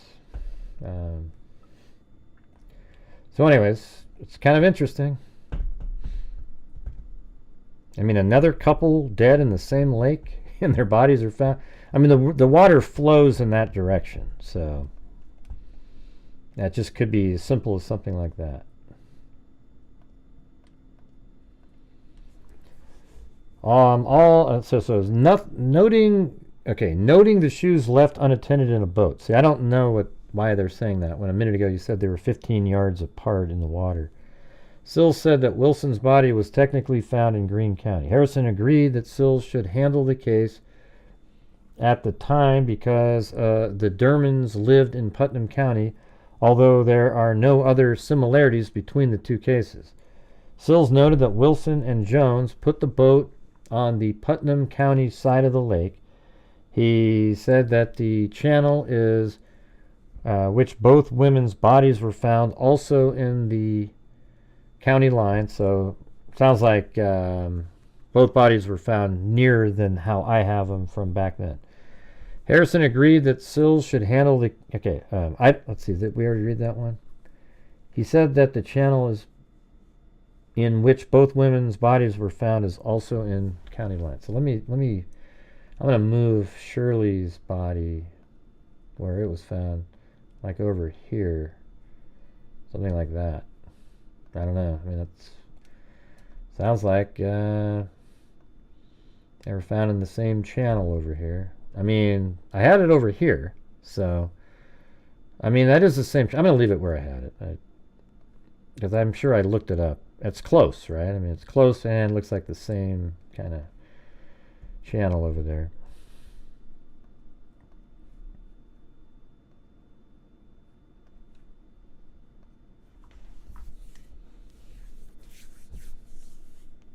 I don't want people to think bodies come up and move great distances in the water on Lake Oconee. He explained, referring to the current caused by the water taken and released for hydropower production. That does happen, but they don't move great distances. Sills again elaborated on the large number of boats. Oh, that's interesting. So in the Russell and Shirley Derman case, she was likely put near where she was found. So the killers probably dropped her off in the water and then continued on to some sort of a boat ramp somewhere and took off. Yeah, well, this is kind of a while ago. Zozo, yeah. We talked about it. You know, it's months ago. It's not like yesterday or something like that. Let's see. I don't want people to think bodies come up and move great distances. Sills again elaborated on the large number of boats and searches. When asked, he said no efforts are being made to search for Jones anywhere off the lake because authorities believe the search has turned into a recovery. They just deployed some kind of robot in the bottom of the lake because of someone they saw on the bottom. He said late Friday afternoon, but it didn't turn out to be anything. They had a different explanation. I mean, it's not like incredibly long ago. It's just not like yesterday. I think they should immediately just deploy forensic genetic genealogy on stuff like that, though. I mean, I'm not sure what always takes people so long to do stuff. It's just weird. Let me go back to here, and so I wonder if this is the newer one. Yeah, so down here there was different information. Sills announced late Wednesday evening that he had taken over. He explained that he had to get search warrants to examine the inside of the boat where Jones' wallet was found. He is also searching their belongings for evidence that may aid in the search or explain what happened. He noted that the cowl of the boat's motor was removed. So this is something that he is theorizing on. So it looked like the motor was being worked on, which suggests that Jones had been working on it, right? So like he took the cover off the motor and was working on it, and he said if he had the throttle wide open and all of a sudden it cranked, that thing's gonna turn, and both of them could have gone out of that boat just like that, he said. I know they can swim, but things happen to you in 48-degree water swimming. It just does. They had a long way to go on either side if they were out there in the middle like that. I mean, it's an interesting theory, but can anybody explain how that would, like, why would she go into the water with her phone and just keep holding onto her phone when she needs to be swimming somewhere? Anybody? answer that one. And then both of them just drowned. I mean, 48 degrees is a shocking temperature if you go into it. It's not one that you just go and then quickly go, okay, and then you start moving and it feels good. 48 degrees is very cold, but man, both die, and then she has water in her lungs and she's still holding onto her phone. That just, man, I think your instinct almost immediately is to drop that damn phone and start trying to swim and survive.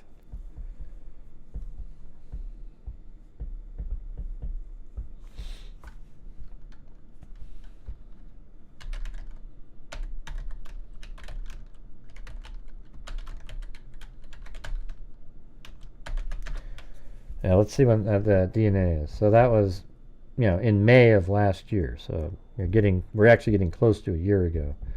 New evidence in killing Georgia couple on lake. So I think we even went over this last year. So I'm not sure why currently. I mean, these two people right here were absolutely butchered in this house right there. His head was cut off, and she was abducted, and then she was killed and weighted down in the water.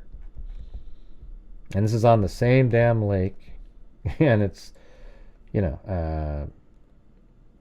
let's go to, this is the property right here. That image you were just looking at kind of looks in like that. Yeah, I wish somebody would go around this lake with a 360-degree camera. I guess if you go right here, maybe I can see across the way. Yeah, I think it's right back in there. Right there. Let's see, does that make sense? No, it's way further away than that. It's way over here. So, I don't know. You can't really see it. But apparently, they killed him, took her body onto the boat, and then obviously went around like this in the boat and then dumped Shirley Derman's body somewhere around in this area. And then they left. I think they probably got out on some other boat ramp somewhere and took off. That's my opinion. Don't know. Yeah. It's weird. I remember talking about it extensively on Facebook. A lot of stuff I conflate back in the day, like I covered it on YouTube because I went over it exactly the same. It was good practice, I guess. But yeah, it was. I did cover it on YouTube a couple times too, though. It is May 6th, 2014. Yeah, it's old. 11 years ago. Maybe there's a serial killer roaming the lake, huh? So there you have it, you guys. Those are the... we went over earlier. I mean, he does have an ex-wife, apparently, around. But, just the current information. The only thing that's strange is her. Like, she has air in her lungs, and she's still gripping her phone. A death grip would happen if she died instantly, and she was just holding on to the phone, and that was like her, that's what happened. I think that's almost incredible that phone, the phone is still sitting in her hand, and she's in the water. Don't you guys just find that almost astonishing? Let me see if you just type that in. Body found gripping a phone. Let's just see if that shows up in any other. That's 2 years ago. I think somewhere he's still holding the phone. Okay. She was found with her phone still. Okay, this is a different case. Let's see this one. Wow, so that's like, an instant death. Look at this thing. She was found with her phone still in her hand, on top half of her body wound up in the trunk. Still want to text and drive? So it's a texting and driving. So she smashed into this railing, and it killed her instantly, but her hand was still holding the phone. See what I'm saying? So for me, this is like an instant death thing. How does that happen?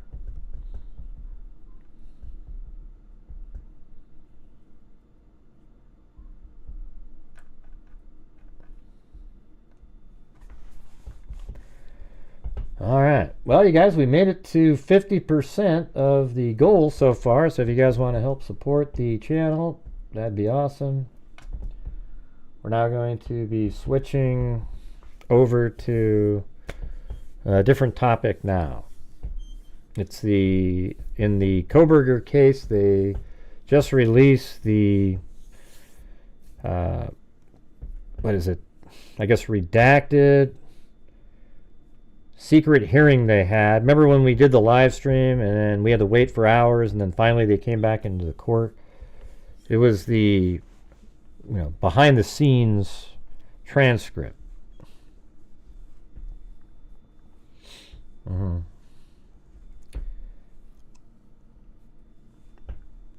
guys interested in that at all? Zozo would say no, but are you guys interested? I'm not going to go through the whole thing. It's 175 pages. I'm going to go through parts of it and look stuff up, but I do have the ChatGPT summarization of the entire thing as well, so we can try that.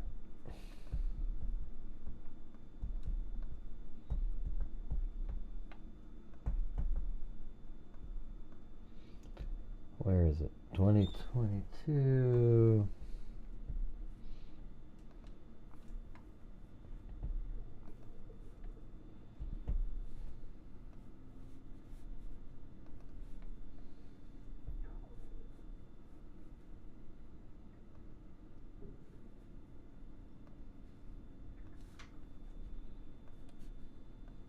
I recorded it.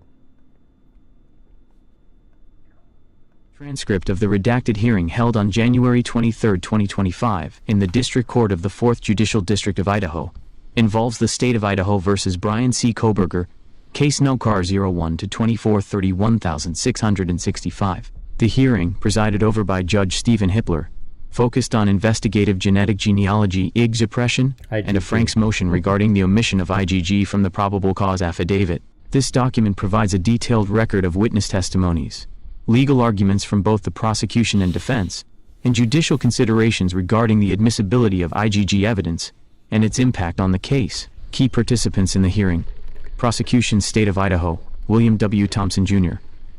Latah County Prosecutor Ashley Jennings, Latah County Prosecutor's Office. Jeffrey D. Nye, Office of the Attorney General, Boise, Idaho. Defense, representing Brian Kohberger, Ann C. Taylor. Lead Defense Attorney, Public Defender, J. W. Logsdon, 1st District Public Defender. Elisa G. Massoth, Attorney at Law. She's a Key smiley witnesses called by the defense: Detective Brett Payne. Lead Investigator, Moscow Police Department, Rylene Nowlin, Forensic Laboratory Manager, Idaho State Police. Matthew Gamet, Forensic Expert, Daniel Hellwig.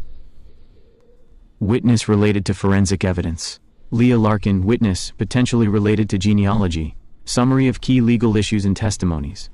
1. Investigative genetic genealogy, IG, and Brian Kohberger's identification. IgG. One of the central issues discussed was how law enforcement identified Kohberger as a suspect. Detective Brett Payne's testimony on IgG.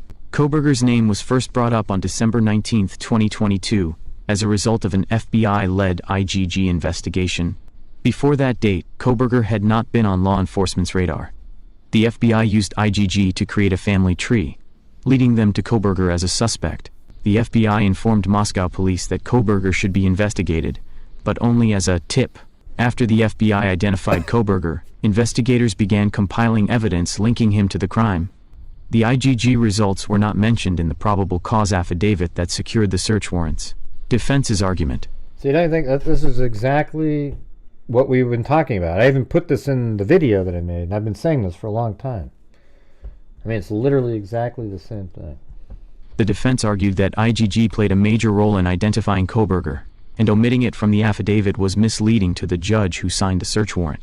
Franks v. Delaware requires full disclosure of investigative methods, and IgG should have been included.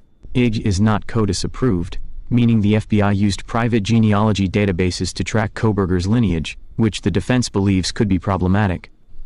Prosecution's argument.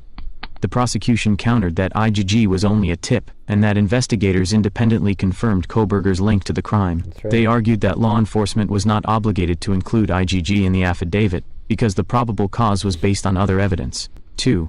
DNA evidence, and CODIS versus IGG. Forensic testimony from Riley Nowlin, Idaho State Police Forensic Manager. The court heard extensive discussion on different types of DNA analysis. STR short tandem repeat DNA profiling, used in CODIS, the National Law Enforcement Database. SING-P single nucleotide polymorphism DNA profiling, used in IGG for genealogy tracing. STR profiles contain limited genetic information and cannot be used for genealogy searches. SNP profiles, used in IGG, provide extensive genetic information and can be used to trace family trees. The Idaho State Police Forensic Lab does not conduct IGG testing. It was outsourced to Othram Laboratories. The Idaho State Police facilitated the contract with Othram Laboratories, which performed IGG analysis leading to Kohberger. CODIS limitations. CODIS only allows STR profiles, and has strict regulations on whose DNA can be entered. IGG is not part of CODIS, which is why the FBI used private genealogy databases instead. The defense raised concerns that the FBI had access to databases and resources that state agencies could not legally use. Defense's argument.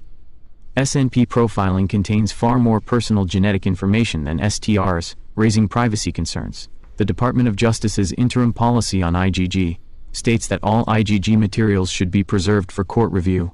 The defense suggested IGG evidence was not fully preserved or disclosed to the defense. 3. Search warrants and the Franks motion. A Franks motion challenges whether false or misleading information was included in a search warrant affidavit. Defense's argument. Ann Taylor. The affidavit failed to disclose that IG was used to identify Kohberger. Once IG named him as a suspect, investigators then worked backward to compile evidence against him. This omission misled the judge who issued the warrant, violating Franks v. Delaware. Evidence obtained through these search warrants, including DNA, cell phone records, and vehicle tracking, should be suppressed. Prosecution's argument. The probable cause affidavit was legally sufficient even without IGG information. IG was only a lead, not a definitive identification of Kohberger. Investigators independently verified Kohberger's connection through surveillance, DNA matching, and forensic evidence. 4. The role of the FBI. FBI's involvement in Kohberger's identification. The defense criticized the FBI's role, questioning how IGG was conducted, what genealogy databases were used, whether the defense had access to all IGG-related records. The FBI used specialized resources not available to local police, raising concerns about whether proper legal procedures were followed. 5. Additional DNA evidence at the crime scene. Defense's challenge, unidentified DNA samples.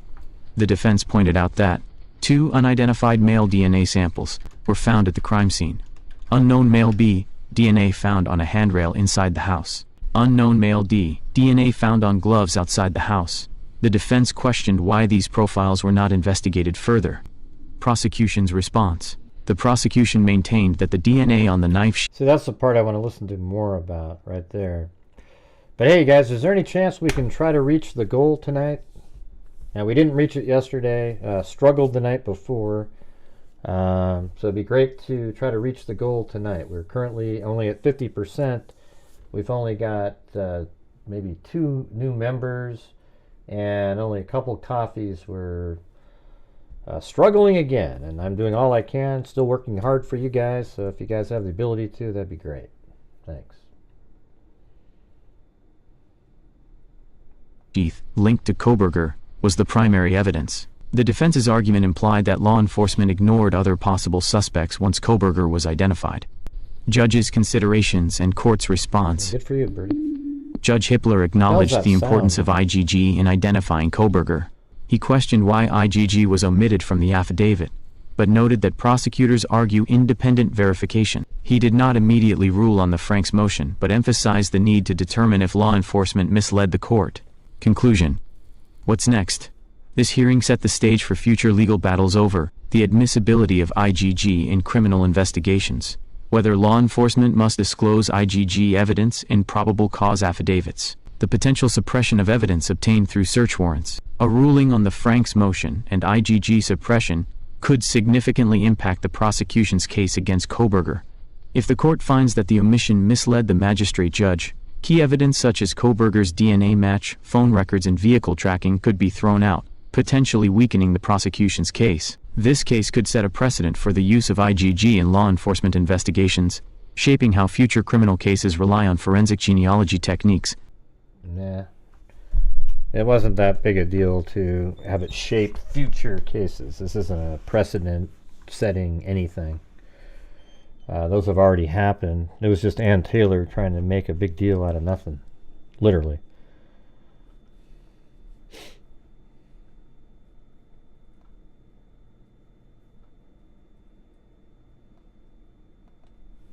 So that was like the summary of the entire thing. But I was reading in here.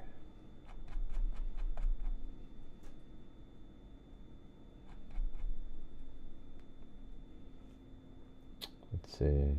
It's Taylor Court. I think when they start talking, I think it's right here. Direct examination of Detective, this is Brett Payne right here. Okay, so this is what I wanted to go over. The Brett Payne, he's the one that wrote or authored one of the Exhibit A's that we see. All right. So this is Ann Taylor talking. You'll just have to I'm not going to keep saying somebody's name, who's saying what. You'll just you have to be able to tell. So, good morning, ma'am. That's Payne, obviously. So, look at the screen, the Q and A, etc. Good morning, ma'am. Will you state your full name? Brett Payne. How is your last name spelled? Payne. What do you do for a living? I am the detective corporal at Moscow Police currently. How long have you been at Moscow Police Department? Almost 7 years now. Prior to Moscow Police Department, did you have law enforcement experience? Yes, ma'am. What was that? I was in the military. Maybe we can skip past this. In the course of your responsibilities with Moscow Police, were you handling an investigation involving homicides at 1122 King Road? Yes, ma'am. What was your role? I was assigned lead detective after about the first 24 hours in that case.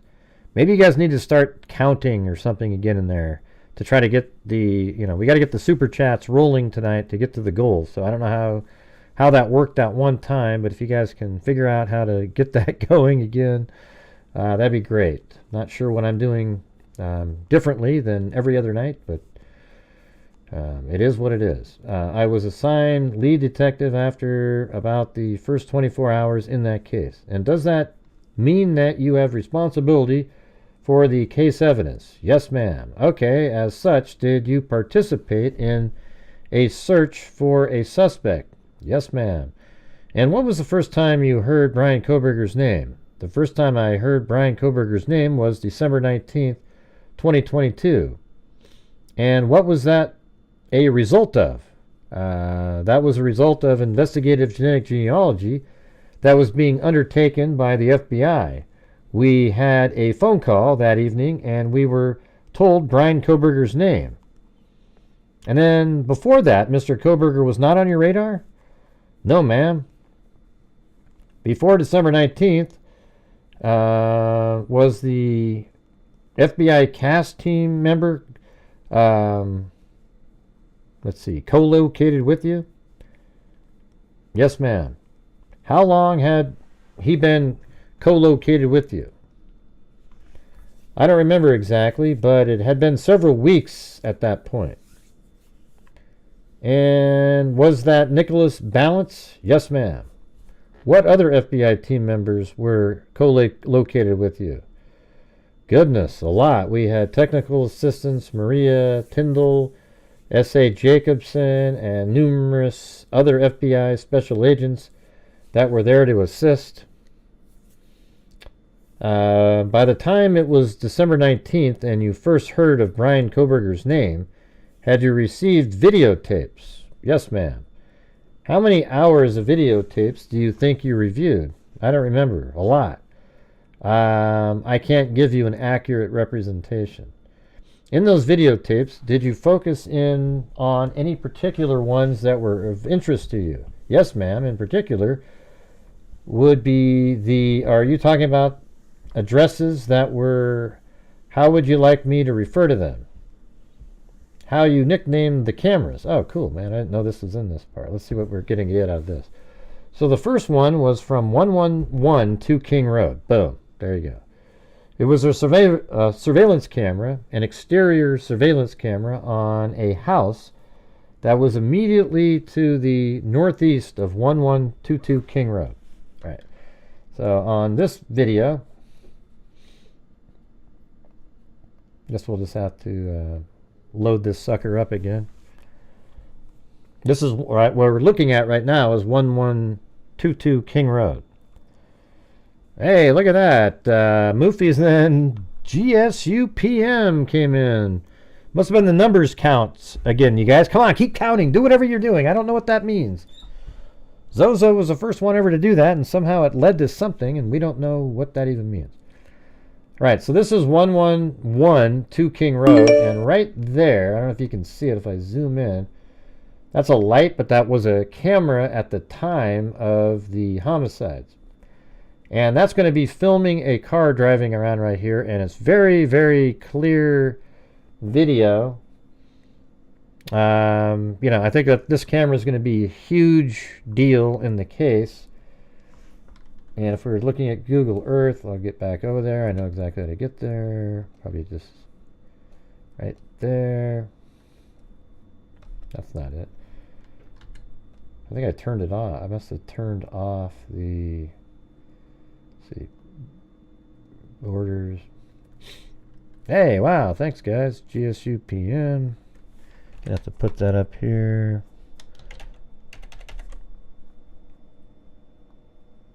I think I got it. Did I get the other one up there from before? Yeah.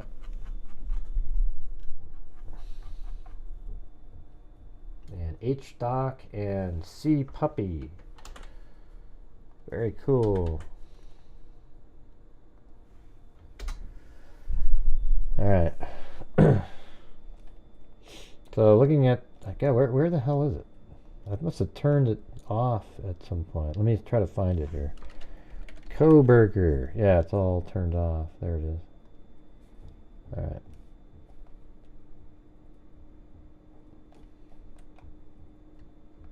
Is this, that's University of Idaho, so that means it's right there. Okay, there it is. And there's the house right here. Yeah, so the... God, that's a crazy... That's 2011. I don't even think 111, that other house is even there at the time. That's crazy. Right, there it is. See that house? I don't even think that was there.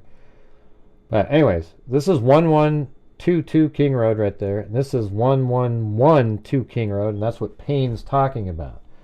And, I actually, I've shown these photos before. Zozo's talked about the photos in the chat, and I've talked about them. They're, let's see.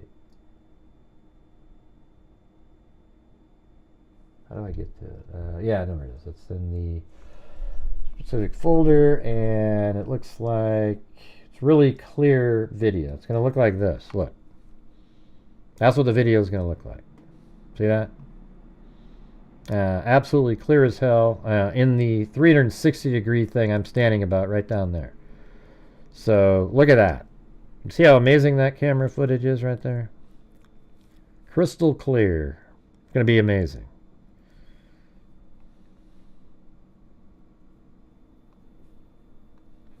Alright, so back to this. So the first one was the 1112 King Road. It was a surveillance camera, an exterior surveillance camera on a house that was immediately to the northeast of 1122 King Road.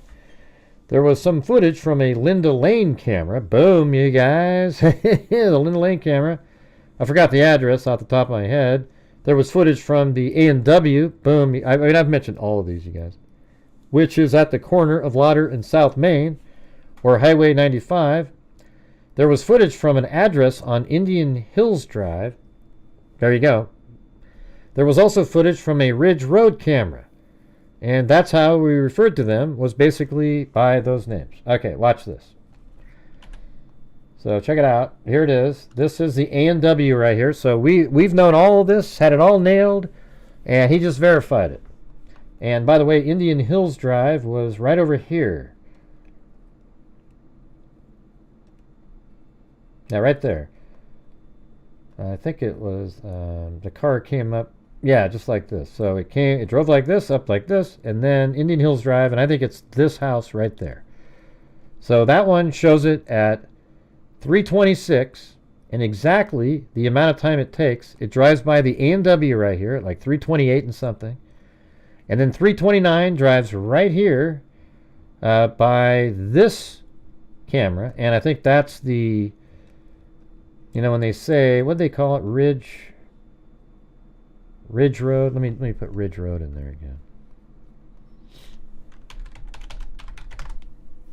Yeah, so Ridge Road is like this one. I'm not sure if it continues to be Ridge, because Wallanta Drive is also Ridge Road. So I don't know what they, you know, does that mean that's this place right here?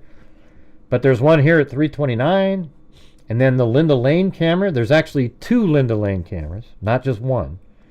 There's this one, Linda Lane 1330, and then there's 1320, which is this one. The same, you know, the guy that jumped out and tried to attack me? He's the guy that has the surveillance footage. That's the guy. He seems like a nut job, you know, the type that would believe Kohberger was innocent. Probably why he maybe edited out that video.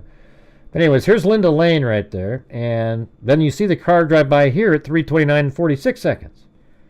And then it would drive right by 111 King Road next and go this way. I guarantee you, if you have this footage, the one that we've shown 1,000 times with the loops, you marry that up with 1112 King Road, and then this Linda Lane camera, and you would have the most incredible timeline thing with the cameras that you'd almost have to be an idiot if you don't think that the next time you see the same vehicle, it's the same vehicle.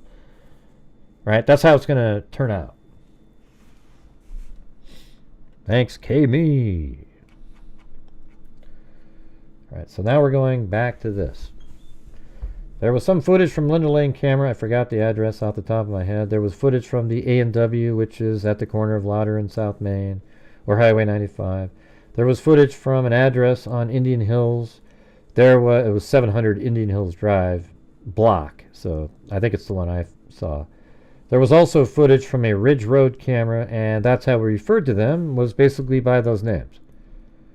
With those references in mind, and keeping December 19th in mind, which of those cameras were your focus before you learned of Brian Kohberger's name? I would say all of them were important before that. And it was later that other cameras became important. Is that right?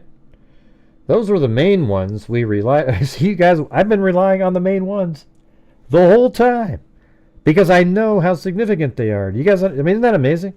Come on, you guys. You got to admit that's pretty cool. See, there's other cameras, but they relied on these ones, and those are the ones that are significant because you can tell that the car is moving around in the area. Here, hell, I'll put the next number in there. What do we got? 264. There we go. Those are the main ones we relied upon for vehicles in particular, is what those ones were. I'm going to return to that in just a minute, but I want to talk about the interviews. Did you interview any people in relation to the case before the 19th? Yes, ma'am. And did other officers interview people? Yes, ma'am. Were some of these people the roommates of the people in 1122 King Road? Yes, ma'am.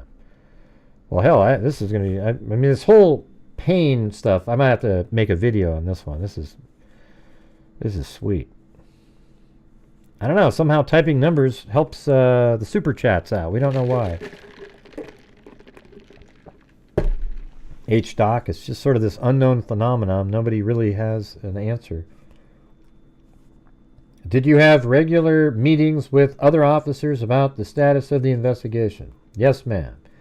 Did you have any role in declining to pursue investigative genetic genealogy? Deciding to pursue. I will match another 50 in chat. Can donate another 50. Let's go. Hey, well, look at that. You mean right now, like you're predicting they'll put in 50? So Amber Maiden said, I will match another 50. You mean another 50?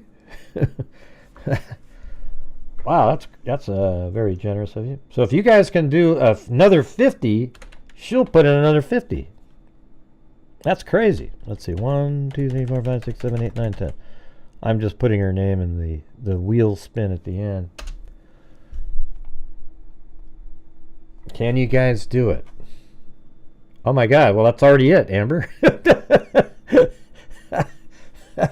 That was the quickest matching in the world. How in the hell did that happen? 1, 2, 3, 4, 5, 6, 7, 8, 9, 10. Yeah. I don't get it, man. I don't get it. It's those damn numbers. I think Amber was expecting it to take a while, you know, like a slow... Well, thanks so much, you guys. Wow. That's crazy. All right. Oops. I gotta put these in there. 1, 2, 3, 4, 5, 6, 7, 8. There we go. All right. And then I do that with GSU. Yeah. Got it. Well, thanks, you guys. That was very kind. Oh, and I'll donate 5 memberships now. Hold on. Membership gifting 5. Wow, that was almost like old school for a minute there. And there you go. And who's going to get these? 5 memberships. We just gave out memberships to Janina Garcia, Debbie L. Yep, working late at the office. Richard Watts, Indian Taco, Mia Green, or Mia, probably Mia Green, and Susie Q Girl. There you go. Anyways, thank you guys. Appreciate all of you. Thanks everybody for supporting the channel tonight. I wish it, you know, some of it shows up during the other cases, so it makes me go, oh, cool, we can do these. Yeah, those numbers. I don't know what those numbers do, man. Something about the numerology. Funny thing is, I think Zozo's the first one. She typed in a 1 for no real reason. It was like probably just saying yes to something. And then all of a sudden, somebody typed in a 2, then a 3, then a 4. And then GSU jumped in and it did something with that. Oh, look at that. Lanky Tor just gifted 5. Look at that. We got Not That Nikki, Glass Girl, Ozzy Tad, Sophie Before, and Mrs. Ryan. I don't know what the number is. I'm not even sure what's going on.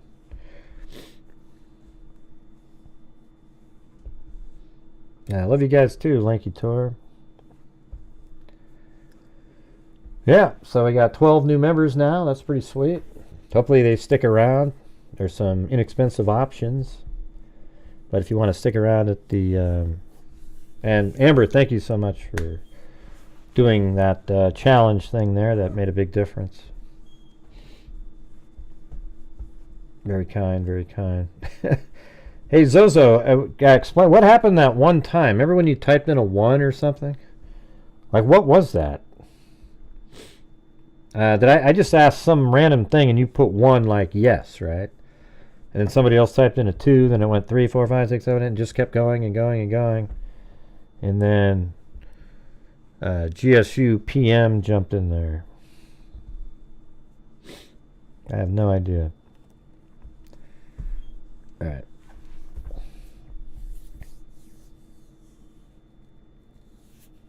Yeah, well, let's go 100, 100, and GSU jumped ahead and donated 100. Oh, is that what that was? Oh, interesting. I was trying to see how many people were in the chat. Oh, yeah, that's right. It was something like that. Well, it worked. Whatever it was, I don't know what it was. But anyway, I think this is cool interviewing, getting to see what Payne was saying. Were some of those people the roommates of the people? So they asked, did you interview some of the people, and were some of those people the roommates? Yes, ma'am. Did you review other officers' work as well? Yes, ma'am. Did you have regular meetings with other officers about the status of the investigation? Yes, ma'am. Did you have any role in deciding to pursue investigative genetic genealogy? And also thank you to GSU PM. Appreciate it. And it says, yes, ma'am. It was a collaborative decision amongst the command team to go that route. But yes, I was part of that. You know, I don't know if you guys are out there, but I think a lot of you guys remember. I think in the first week of this case, I thought to myself, man, if they have DNA, they should deploy rapid genetic genealogy on it. Then we brought on Misty Gillis came on, and I asked her, I go, how quickly could you get a sequence into GEDmatch if you completely eliminated the red tape, or you were able to jump in front of the line at each time? And eventually she came down, she said about 2 days. And it was like, wow, that was so cool. We just talked about it. And then lo and behold, that's exactly what turned out to happen in the case. That the FBI, Othram Labs obviously was taking too long. They weren't using, they probably didn't want to use the techniques that are against the guidelines, because that might hinder their ability to do what they do as a job on a daily basis. But the FBI, they didn't care. They wanted to get the name of the person right away. So, I guess that was good for Othram Labs, because they didn't have to, they might have even told him, listen, we know the backdoor techniques, but we're not willing to do that because this is our livelihood. We make our money on forensic genetic genealogy, and if these people cut us off, we don't have the resources. And so then the FBI, likely, maybe they took over at that point, and they were willing to, break the terms of service on 2 different sites to get to Brian Kohberger's name quickly. Thank you, Mama, for 57 rows.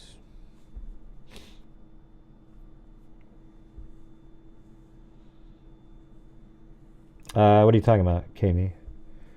Who are you talking to? Who hasn't gotten a membership? Are you available for memberships? GSU PM?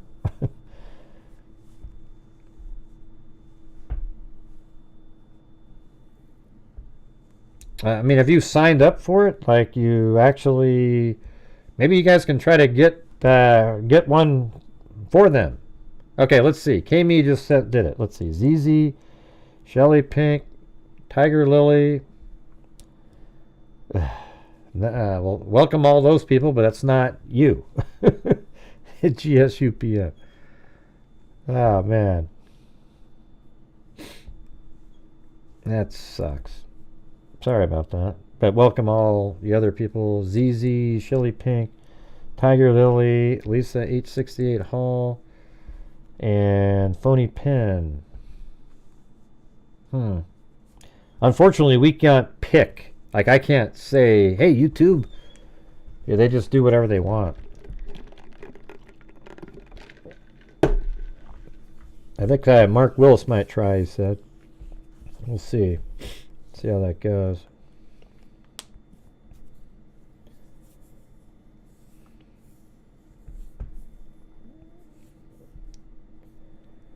Cindy tried for a couple weeks to get a gifted membership. Oh yeah, I do remember that. Didn't she eventually get one? Yeah, I should be able to at least give one or something out of a list that, like if I don't know, it seems like if you're gifting memberships, you should be able to at least choose a couple. Okay, Mark Willis is giving it a shot. Let's see. We got Mayflowers, Jamie D, Chrissy Roberts. Hey, how about this? A GSU PM. Why don't you send me? Can you send me your address and I'll send you a. I'll send you the whole notebook package. All right. You know, I'll send you the notebook, the stress ball, the pen, and the poker chip. Is that cool? And then maybe one of these days you'll get one. I don't know. But hey, thanks, Mark Willis. You give it a shot. But we got Mayflowers, Jamie D, Christy Roberts, Denise Courtwright. Are you sure you did it on this channel, GSU PM? Yeah, just send me your address and I'll send that to you. That make up for the fact that you're not getting the, for some reason, you're not getting the membership.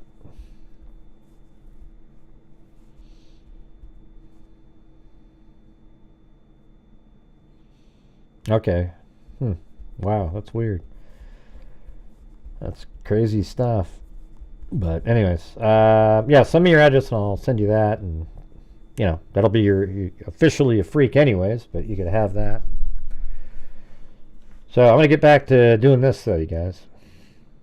And if anybody wants to get more memberships to try to get GSU PM1, it'll help support the channel as well, but you know, hopefully she gets one. Or I think it's a she. I don't even know. It's hard to know what GSU is. Yeah, here's my email. Right there.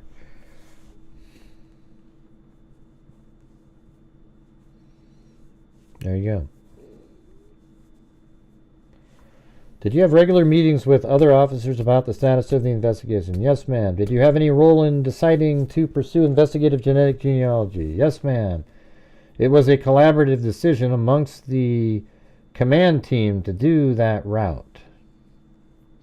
Were you part of the discussion during the process of the identification? Yes, ma'am. Were you aware that Othram Laboratories began to work on the investigative genetic genealogy? Yes, ma'am. What kinds of information did you receive from Othram Laboratories?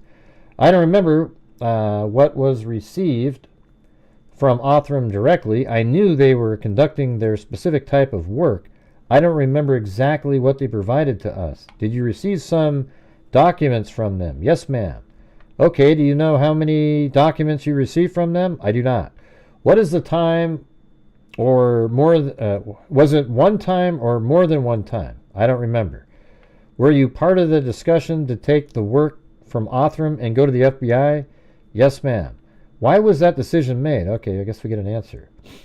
From my understanding, granted, this is my first encounter with the investigative genetic genealogy, so again, as collaborative discussion, we decided that because the Idaho State Police Lab and Othram had essentially exhausted their resources, this is how I understand it, that we would move to the FBI because they have more resources available to pursue this particular avenue. Wow, Othram Labs has the resources.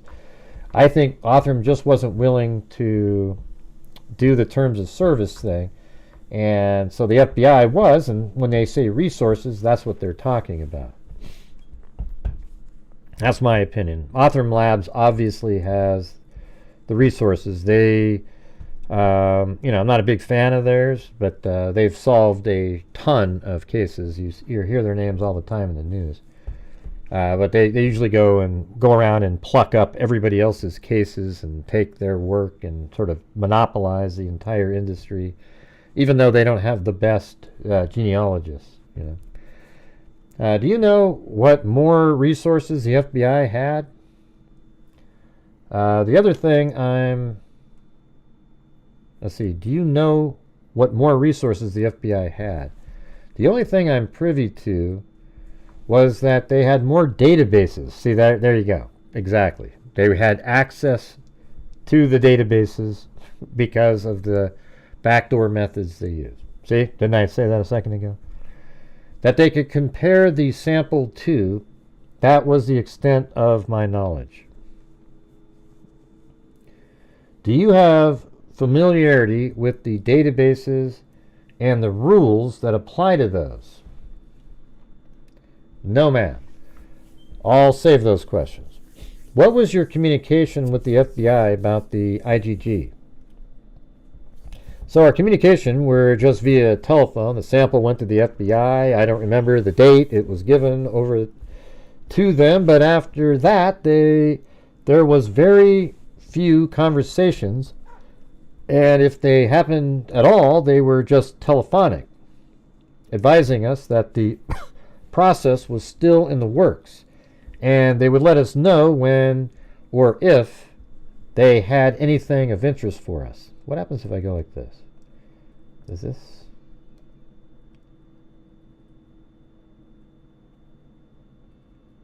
No. Do you know what files or documents went to the FBI from Othram? I do not remember. Did you receive documents from the FBI in relation to IGG? Yes. I believe after the fact, after we received Kohberger's name, we did receive documents, but I don't remember what they were. Do you know how many documents related to IGG you received from the FBI? No, ma'am. I believe as part of discovery, it was in the thousands of pages, but that's the best of my knowledge. Thank you for that.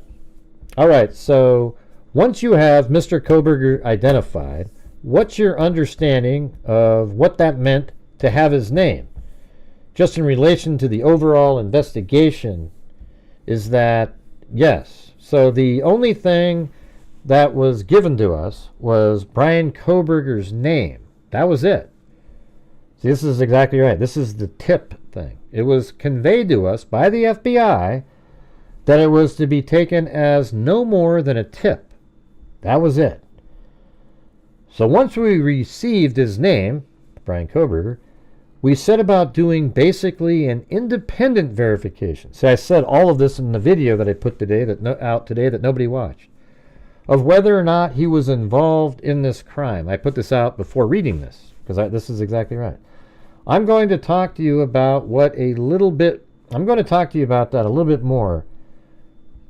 But, let's see. But do you know why the FBI connected Brian Kohberger to the case? So December 20th, if memory serves, we had a secondary meeting with the FBI via Teams on Microsoft, right?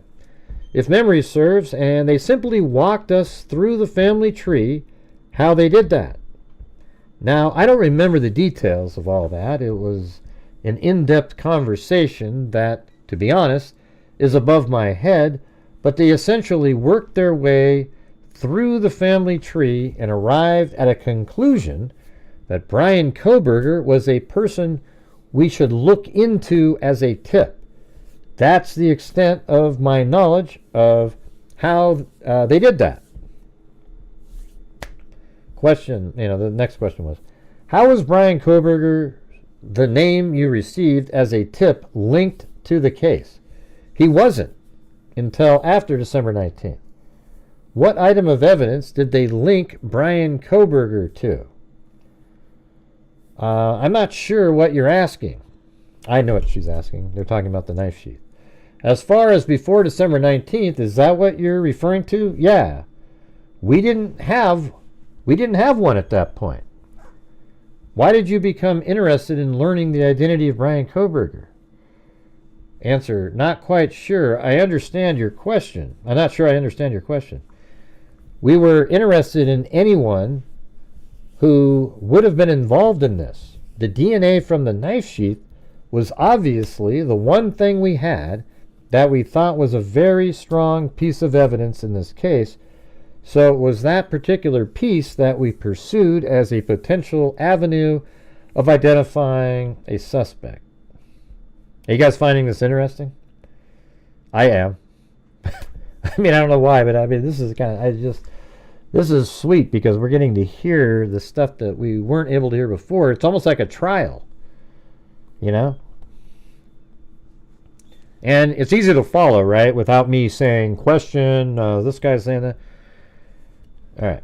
So, is it your understanding that the FBI's work said that it was Brian Kohberger's DNA on the sheath? That is my understanding. Was it your understanding? My understanding, or what is your understanding? My understanding is that the FBI concluded that Brian Kohberger was a possible source of DNA that we should look into.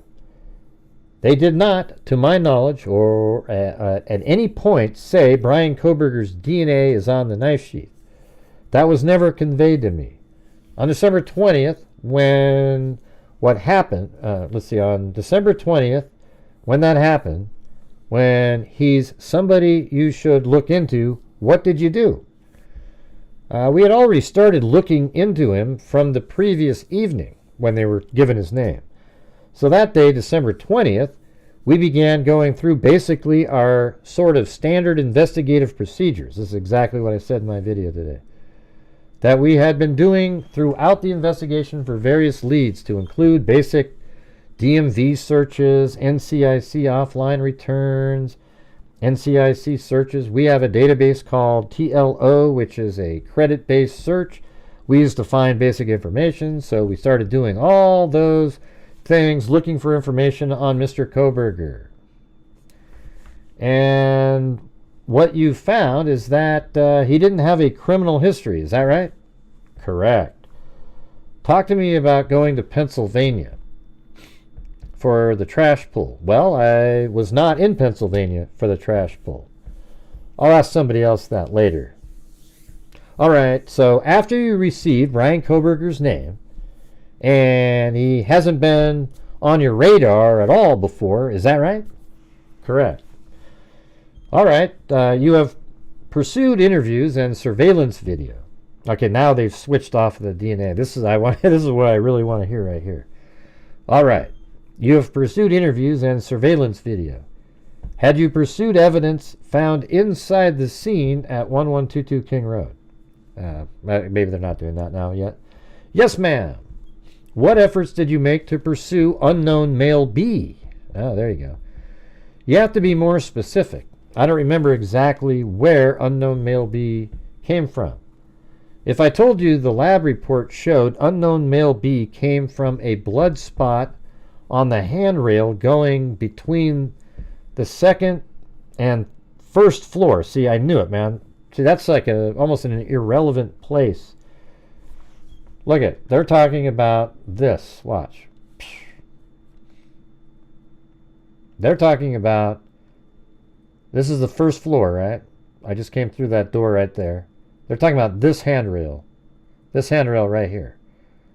At any party they had, all those parties, obviously something can get on there. How does that associated with the killer going there? And the killer was moving around in these areas.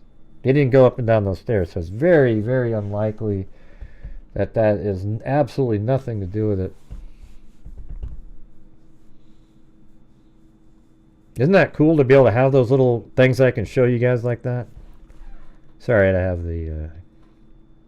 have this on the screen for so long. Sorry about that, Amber. You were like running the show.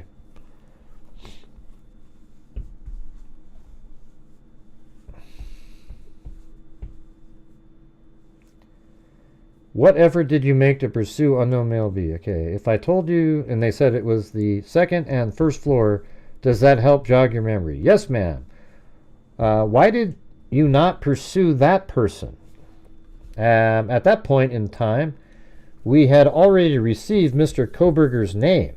And from what my understanding was, entering another DNA profile into CODIS would remove the previous one we had from the knife sheath. That doesn't sound right. That sounds kind of, that doesn't make sense to me.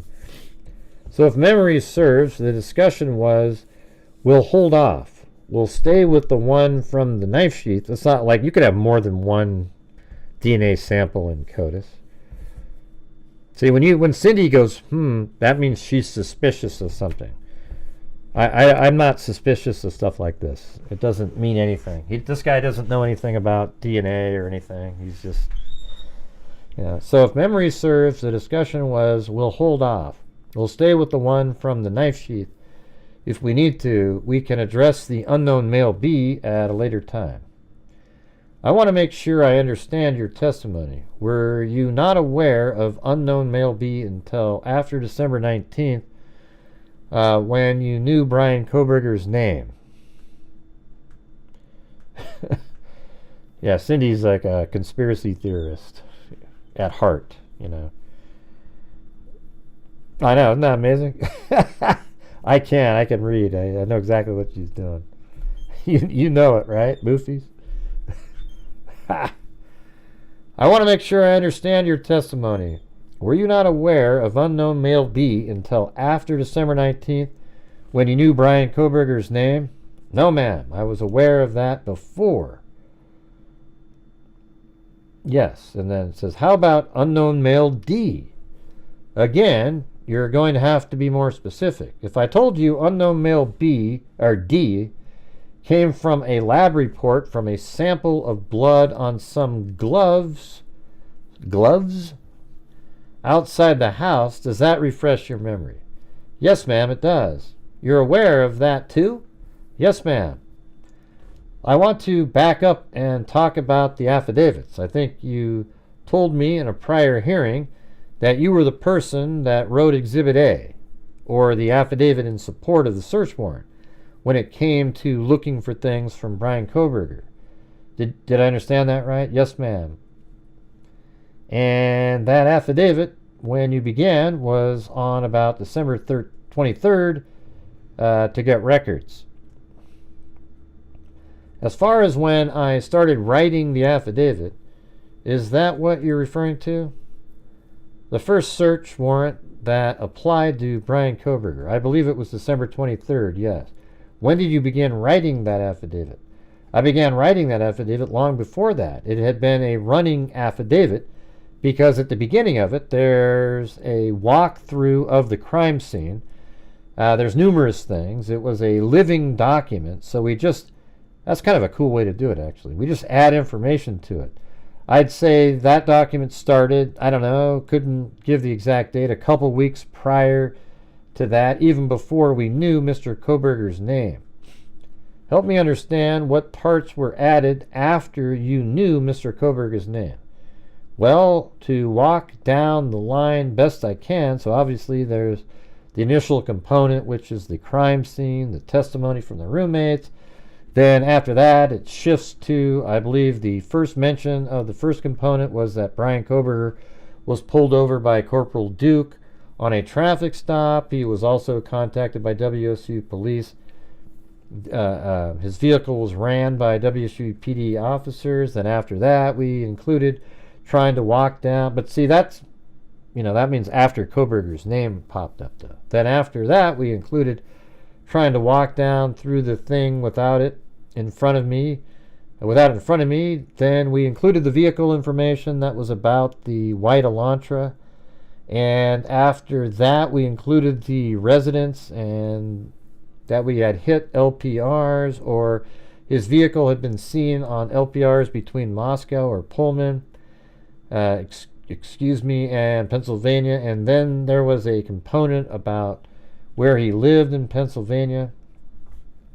Let's go back to that time before you started adding the traffic stop. That affidavit contains some information that you gained from other officers. Is that right? Yes, ma'am. Okay. And you didn't write large parts of that affidavit. Is that also right?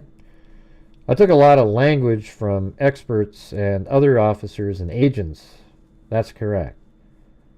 I took a lot of language. Not sure what that means.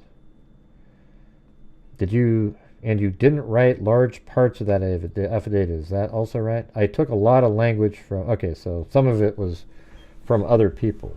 Are you aware your affidavit, your living document, was claimed by other people as their own original document? Not giving you credit, but claimed as their own? Are you aware of that? Yes, ma'am. Are you aware that you probably know because Nicholas Balance was collected or co-located with you? I mean, they're exactly the same. I mean, I've read both the Exhibit A's and they're almost identical.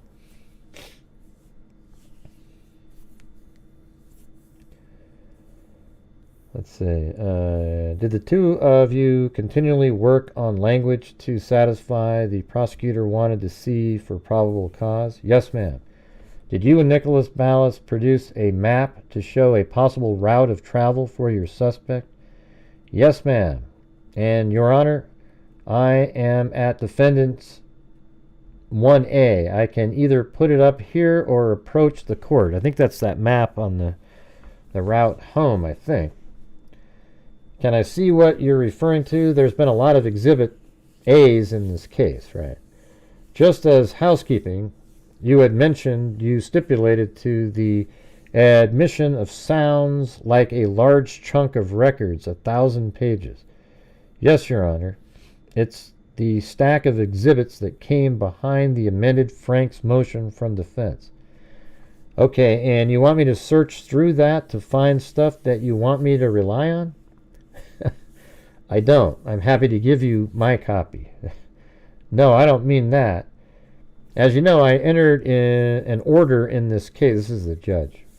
In this case, and I'm not going to scour the record to find things that support your claims in this case. You have to cite them in particularity. And so I get concerned when I'm told I'm going to get a large document to be admitted that doesn't sound like it's going to be the focus of the actual hearing or much of it. See, it sounds like Ann Taylor's kind of lazy, to be honest with you. Miss Taylor said, well, Your Honor, I do have quite a few more questions for this detective. I'm trying to be mindful of my role here with him as far as Frank's and his work and IGG, but when it's time for me to argue Frank's, what I planned to do was to argue from the exhibits, identify them for the court and hand the court my copy. So I don't expect the court to thumb through all of the D1, D2s. I just didn't bring another 1,000 pages with me. The court said, I understand. My concern wasn't so much what I had in front of me as actual paper. My concern is littering the record with things that are not referred to. If you're going to refer to specific documents in there, that's fine, but don't expect me to go looking at things you don't refer to necessarily. Oh, I absolutely understand that, Your Honor. Those were all... This judge is just... He's not kidding around here. But hey, you guys, we're having a decent night now. If you guys are out there and you want to help support the channel, that'd be great. We could have one of those great nights that make up for yesterday and the day before that. That'd be awesome. If not, that's cool too. I appreciate everybody's support in here. I absolutely understand that, Your Honor. Those were all put in so that counsel would be advised. The court said, the fact that I admit this group of documents does not mean that it is something that can be relied on absent your actually using it. Absolutely. I understand that, Your Honor. I don't expect the court to read my mind. Thank you for that. Detective, I'm going to attempt to put this map up here. Is that map you and Nicholas Bounce came up with to help with the probable cause? Yes, ma'am. Thank you. I'm going to leave that there for just a minute, and I'm going to ask you some other questions. I want to back up to the part of the first affidavit. This is asking for AT&T records. Is that right? Yes, ma'am. And this AT&T record, is that the first set of 48 hours of AT&T records? Yes, ma'am. I believe so. And are these AT&T records related to a phone Mr. Kohberger had? Yes, ma'am. All right. And so in doing this affidavit, you have this working document, and I'm going to start with Dylan Mortensen. If I say Dylan Mortensen, do you know who I'm talking about? Yes, ma'am, I do. And she is one of the roommates. Is that right? The court says, we're sealed. You can use the name. Okay. Okay, so the name's in. I don't know why the name Dylan Mortensen. Her name. She's an adult. Everybody knows who they are. You know, it's just. You can use the name. Taylor said, I can use the name. Trying to get exhibit. And then question, Dylan Mortensen, who is she? It's redacted right there. Okay, but it's Dylan Mortensen. Who is she? She was one of the surviving roommates. And how many times was Dylan Mortensen interviewed by law enforcement at the time you wrote this December 23rd report? If memory serves, it was 4, I think, 3 or 4. In the affidavit you wrote a statement that she had heard Kaylee go upstairs, yell, "Someone's here," and then run back downstairs. Is that correct? In the affidavit, you wrote a statement that she had heard Kaylee go upstairs. I don't think it said that. It didn't say that. It said she thought she heard Kaylee upstairs. I don't even know. They didn't know who said that, but nobody saw anybody run back down. See, this says, in the affidavit, you wrote a statement that she had heard Kaylee go upstairs, yell, "Someone's here." That's not true. He didn't write that in the affidavit. And run back downstairs, is that correct? But he says, yes, ma'am. And you use the word she thought she heard. Okay, we gotta go check this out. Hold on a second. That's bull crap. Let me see if this is Payne in this one. Yeah, see, it's right down here at the top. It'll say, this is Dustin Blaker.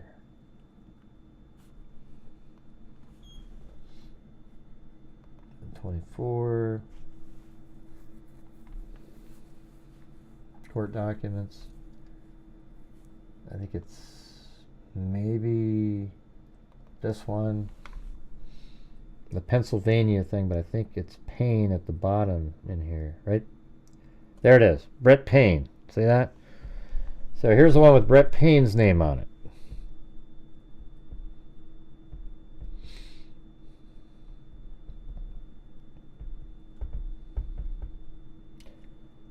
Let's see. I'll tell you what, you guys, if we somehow get another $50, I'll donate another 5 memberships to see if we can get one in there for GSU PM. If it doesn't work, then that's what it is. Or you guys, instead of doing that, if you guys donate 10 more memberships, I'll donate 5. So how about we spend all the money trying to get GSU PM a membership? All right? Can you guys do that? And see if we can do 15 more total.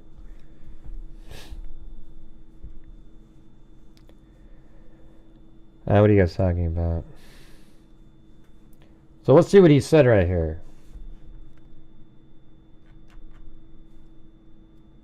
He didn't say what Ann Taylor said. He said in this document is not accurate, but he agreed with it because he just was like probably not paying attention.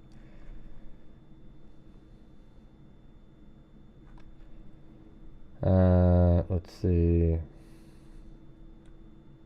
Well, there's one. Hey, we got King Scarlet News. All right.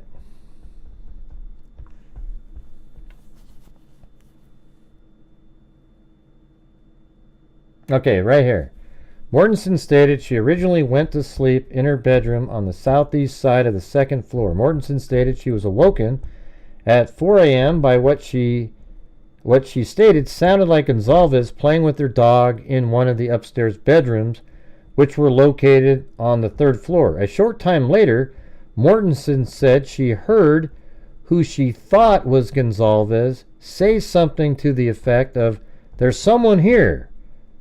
A review of records from... See, that doesn't say anything. Look at... It's totally different than what Ann Taylor just sort of tried to slip in this document over here. Let's see. And you stated... and you used the word... okay, right here. In that affidavit, you wrote a statement that she had heard Kaylee go upstairs, yell, "Someone's here." That's complete bullcrap, you guys. See, look at Ann Taylor is just... Look at right here. A short time later, Mortensen said she heard who she thought was Gonzalez say something to the effect of, "There's someone here." That just means she heard her voice somewhere, not that you saw her running up and down the stairs. Man, isn't that ridiculous, you guys? Come on. Well, there's one coffee, you guys, or one not a coffee, but remember, are you guys paying attention to what I'm saying right here or not? Because nobody's commenting or anything at all in the comments about what I'm saying. So I just want you to know that what Ann Taylor just had the officer agree to was a false statement that she made, but he just kind of he just heard the part about saying there's someone here and accepted the first part. You know, that's his fault too, you know. But she did that on purpose. Yes, ma'am. And you used the words she thought she heard. Do you remember that? Yeah, so there you go. Your Honor, and Miss Jennings says, Your Honor, I am going to object. I am objecting based on the scope of what this testimony is supposed to be. My understanding was it was limited solely to the issue of Franks and IGG. I wish you didn't object. This is what I want to hear this. The court says, I was just about to ask the question. I don't recall the statements of Dylan Mortensen being a subject of a motion to suppress separate from the Franks issue. Am I correct about that? Ms. Taylor said, that is correct, Your Honor. The court, okay, so we're not at a Franks hearing on that issue.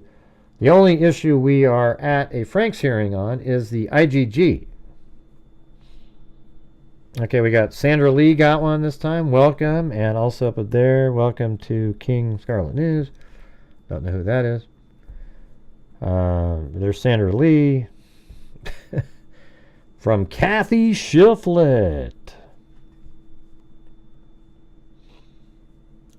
And then the court said, okay, so we're not at a Franks hearing. Hold on, let me put these in here. I get K-Me over here.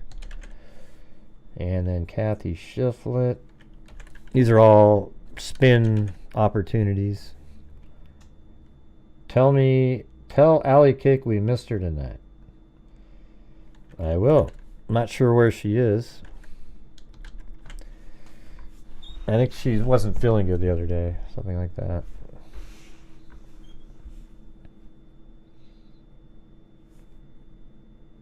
I will. Let me check something. Okay, yeah, you sent me your address. Good. All right. Oh, and we got a couple of PayPals in here. Let me get these other names up into the spin arena. Got that one. Okay, I got that. And then, yeah, you get two of them here. And hey, look at that. Kelly Snyder.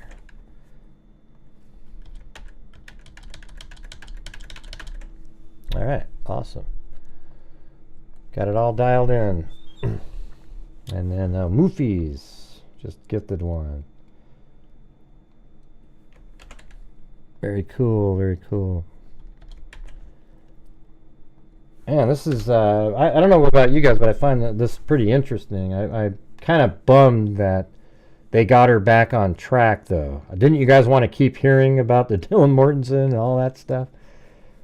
Yeah, I was kind of wondering why these questions are even in this, because it has nothing to do with DNA. And finally, Ms. Jennings, Your Honor, I'm going to object. And then the court, and then Ann Taylor said, that's correct, Your Honor. Okay, so we're not at Frank's hearing on that issue. The only issue we are at a Frank's hearing on is the IGG. Ms. Taylor said, all right, well, let me rephrase. Let me start from a different place. I'll sustain the objection.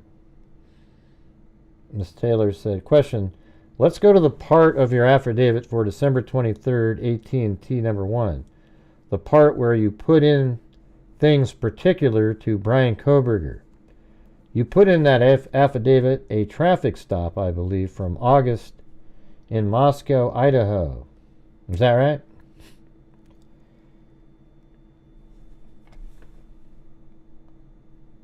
What does that say? Getting them all to the freak side. Don't know what that means.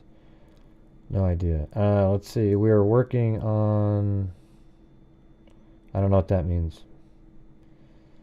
I have no idea. Maybe I'm not on... I'm on top chat. I think that might be my problem. No, it still doesn't make sense. Yeah.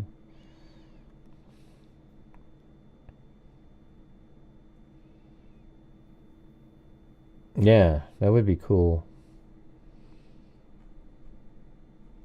I'd like to see if you guys can do more memberships of trying to get GSU one, but if... And then I'll do 5 more if you guys do 7 more of those. Let's see. I believe from August in Moscow, Idaho. Is that right? Yes, ma'am. The traffic stop, was that on your radar before December 19th when you learned of Brian Kohberger's name? No. Why would it be? The next thing you relied on... see, after they got Kohberger's name, they went and looked up any time he showed up in the records. That's what you do. Now, the next time you relied on was a traffic stop at WSU. Is that right? Yes, ma'am. Was that traffic stop on your radar before you knew Brian Kohberger's name? No, ma'am. You put in information about the front license plate being missing from Pennsylvania cars. Is that right? Yes, ma'am. The 1112 video did not show enough of the vehicle that you could see whether it had a front license plate. Is that right? And he says, that sounds correct. It's a clear video, but I've seen images where the lights blow out the view. It's just when it's doing its 3-point turn, you'll be able to tell it's a white Elantra. So it was after you learned of Brian Kohberger's name that became part of your affidavit. Is that right? Yes, ma'am. So that means they didn't see it on 1112 King Road. But I think they had it on the A&W camera that it was missing its front license plate. In fact, let me open this up here. Do I have these? Let me go. I can even use the other one. Let's see. License plate.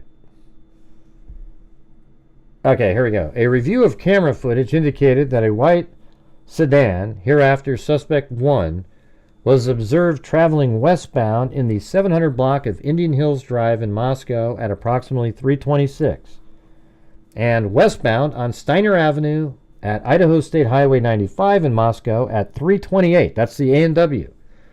Listen to this, everybody. Listen to this. I told you. I remember this stuff. On this video, it appeared Suspect Vehicle 1 was not displaying a front license plate. So they already were looking at this vehicle, and it wasn't displaying a front license plate. But of course, Ann Taylor isn't going to remember that.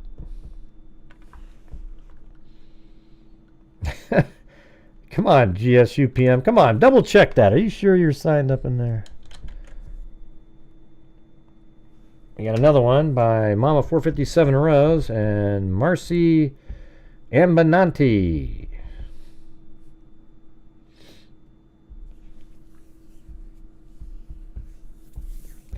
So it was after you learned of Brian Kohberger's name that became part of your affidavit. Is that right? But I don't know, man. I mean, maybe, but he just said that the A&W camera showed that it was missing that.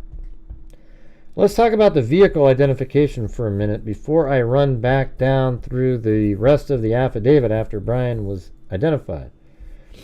When you worked with Special Agent Immel to identify a vehicle, but you know what's weird, you guys? What does this have to do with IGG? Again, was there more than one vehicle he identified? I don't believe there was. If memory serves, it was just the Hyundai Elantra. Would you agree that he was most comfortable with the years 2011 to 2013? Well, thanks, Mark Willis. And there is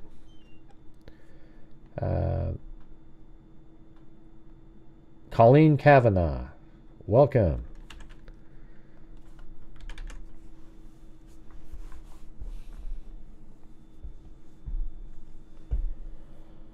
Let's see.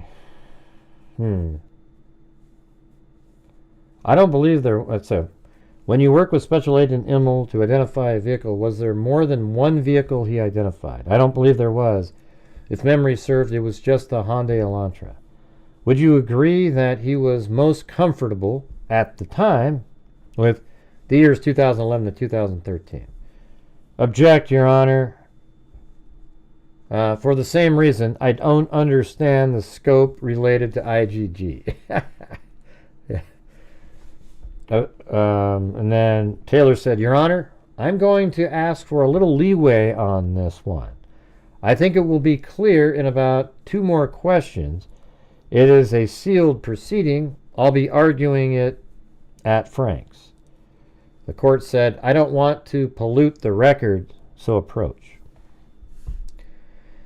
And then Taylor came back. They looked for 2011 to 2013. It was their bolo. It was after Brian was identified by IGG, they expanded the search. So they're upset that when they realized that Brian Kohberger was the name and he also has a WIDA launcher, that the agent said, you know what? I was mistaken. This could also go all the way up to 2016. You know, it's weird how that just bothers these people so much. It just seems like such a reasonable thing to say or do, you know?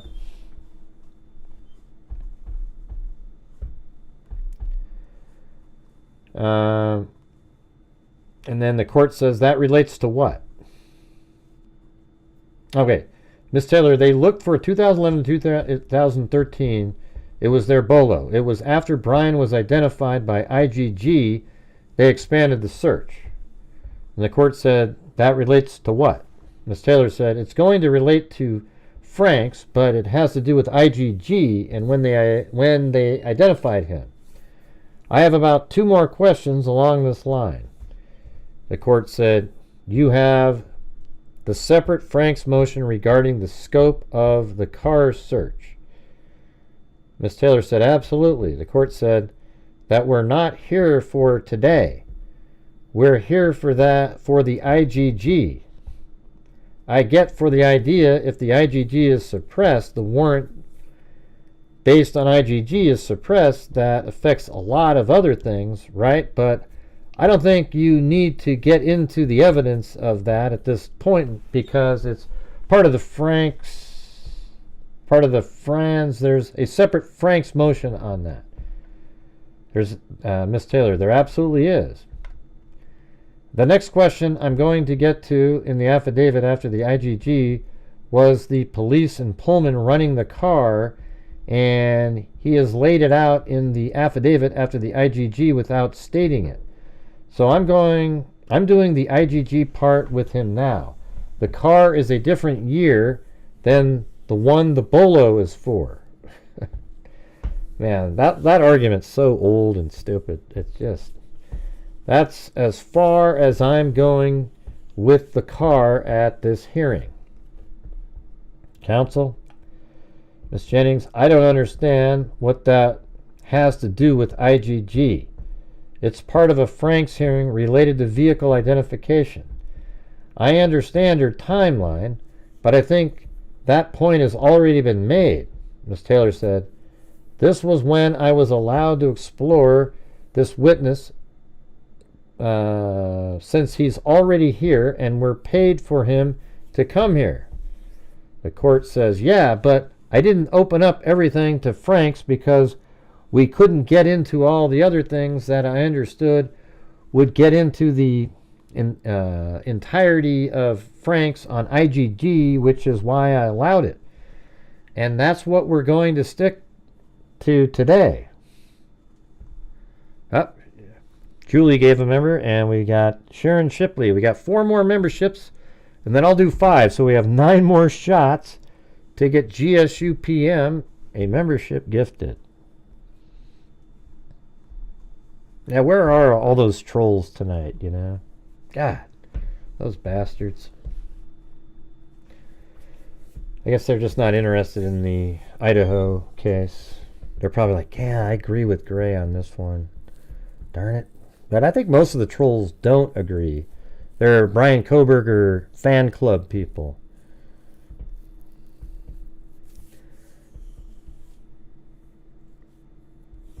So, yeah, but I think, let's see, the court says, like, they were on Miss Taylor now. IGG flows. It makes everything, well, I'm not suggesting we get into other Frank's issues. that sprung in part from IgG, because those are separate based, right? And so I think we need to just talk about the specific IgG stuff today in terms of Franks. There's not a separate motion to suppress based solely on that, and not the IgG, if I'm not mistaken, apart from Frank's motions. Ms. Taylor, to suppress which I'm not following. I'm sorry. The court said there are motions to suppress that are not Franks related. Ms. Taylor said, right, I'm not going there. The court said, that's evidence we can put on today, but I thought we were going to do that later today. Absolutely. And the court said there are various Franks motions, one of which is to suppress. One of the Franks motions is that there was a Franks violation by not informing the magistrate of the use of IgG, and violations as you allege them in obtaining the IgG. That's the issue we are doing today in terms of evidence, and I want to stick to that. So getting into the car, which is separate, which I understand your argument is the IgG led them to expand the search of the cars. Right, but see, that's just it. She's trying to argue all of the things that she thinks she got screwed over by the IgG being allowed, but that's not what today's argument's about. It's really just about IgG not being mentioned in the probable cause document, and she thinks it should have been, even though it was just a tip. So that's what she's arguing, but she keeps trying to argue all the things that she thinks because it was allowed she was affected by, but that's not what this is about. It doesn't matter if you were affected by something if it's not. Her argument needs to be to try to explain to the court why IgG should have had to have been in the probable cause in the first place. That's it. And she isn't doing that at all. She's just crying about what the things that she thinks because it, the lack of it being there caused these problems. But the judges always said, had IgG been allowed in the probable cause, it would have strengthened the probable cause document. So her whole argument here is a joke. She's just here bitching and moaning about the things that, affected, she thinks affected her client because, and she's even wrong about that. That's the weird part about it. So getting into the car, which is separate, which I understand your argument is the IgG led them to expand the search of the cars, but that's not the Franks issue itself. See, here we go. The Franks issue itself on IgG is that IgG itself, and it's limited to that. All right. The court says, I'm going to sustain the objection by Ms. Taylor. I think he meant the other person. All the things in the warrant that became particular to Brian Kohberger were not on your radar before you learned his identity through IgG. Is that correct? Yes, ma'am. And you elected not to put the IgG identification in your probable cause affidavit. Is that right? Yes, ma'am. What led you to that decision? Well, that decision was a collaborative decision. We made that decision in an effort to independently verify the information that was provided to us as a tip. I mean, what a perfect answer that is. God, it's so perfect. Because that's what it was from the FBI. In much the same way we would any other tip in law enforcement. Right, so if a call came in and said, hey, we think it's Brian Kohberger. A psychic called in, hey, do you think it might be Brian Kohberger? He has a white Elantra. Anybody. Just any tip comes in, they wanted to investigate the tip the same way they would any other tip, and that's exactly what they did. So it was not in any way meant to obfuscate any sort of information. It was simply, can we validate Mr. Kohberger's involvement in this incident, or can we not? That was it. Man, if you guys watched my video today, I said these exact same things without even being able to read this. As a group effort, you decided to intentionally leave out of your affidavit. Yes, ma'am. Miss Taylor, given the limitation at this point, I think that's all my questions. All right. Cross-examination. All right, guys. So if you do 4 more memberships, I'll do the 5. All right. See if we can get GSU PM1.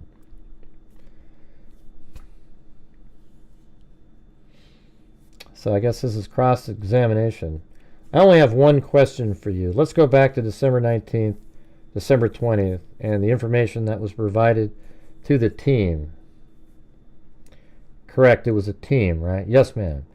And who all was part of this team that was receiving this information telephonically from the FBI? Oh, there's Kathy Shiflett. Oh, and then Wake Up. Got it. So thank you, Kathy Shiflett. Man, I don't know, man. I wonder if YouTube isn't thinking they're in the system or something. 3 more. Yes, I love going over cases that are not popular too. Gray as a gray. I know. I like going over those ones that aren't popular too. But you notice how, like, when we covered those other 2 cases, we were just absolutely struggling over here. Not sure what was going on.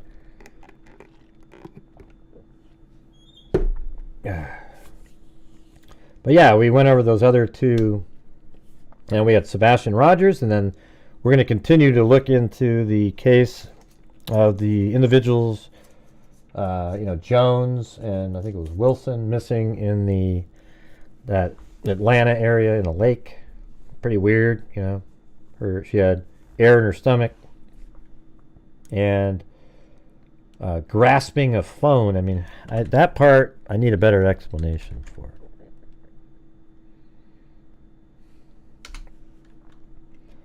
Oh, Mark Willis. I guess we need one more, you guys. One more. Did we get it? We got Cosmicer and Happy. All right. All right, one more, and then I'll do 5. So we can have 6 more shots. GSU PM. My God. And who all was part of this team? And he says, so there were several of us.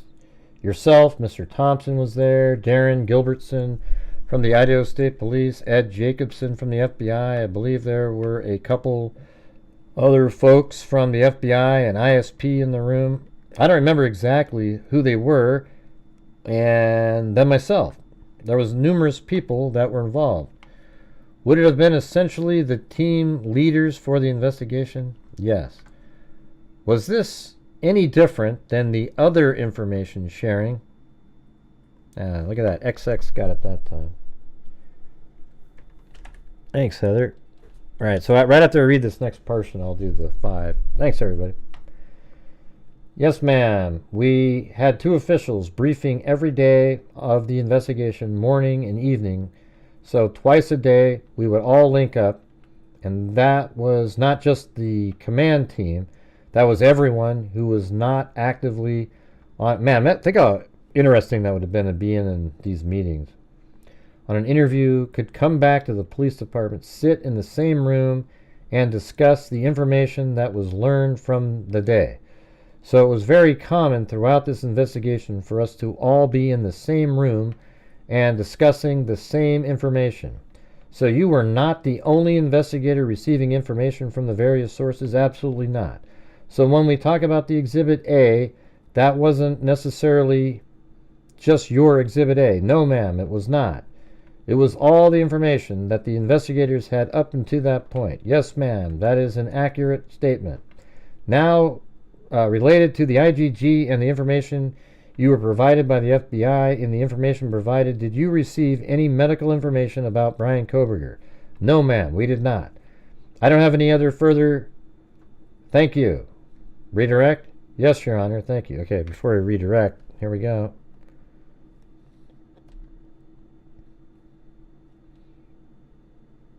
And let's see. Are we going to get lucky? Here we go. This is it. Will we get GSU PM in there? Uh-oh. Something happened on my screen. Huh. Alright, let me try that again.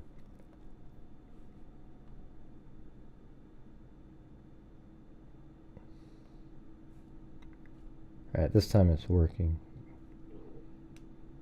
Alright, here we go.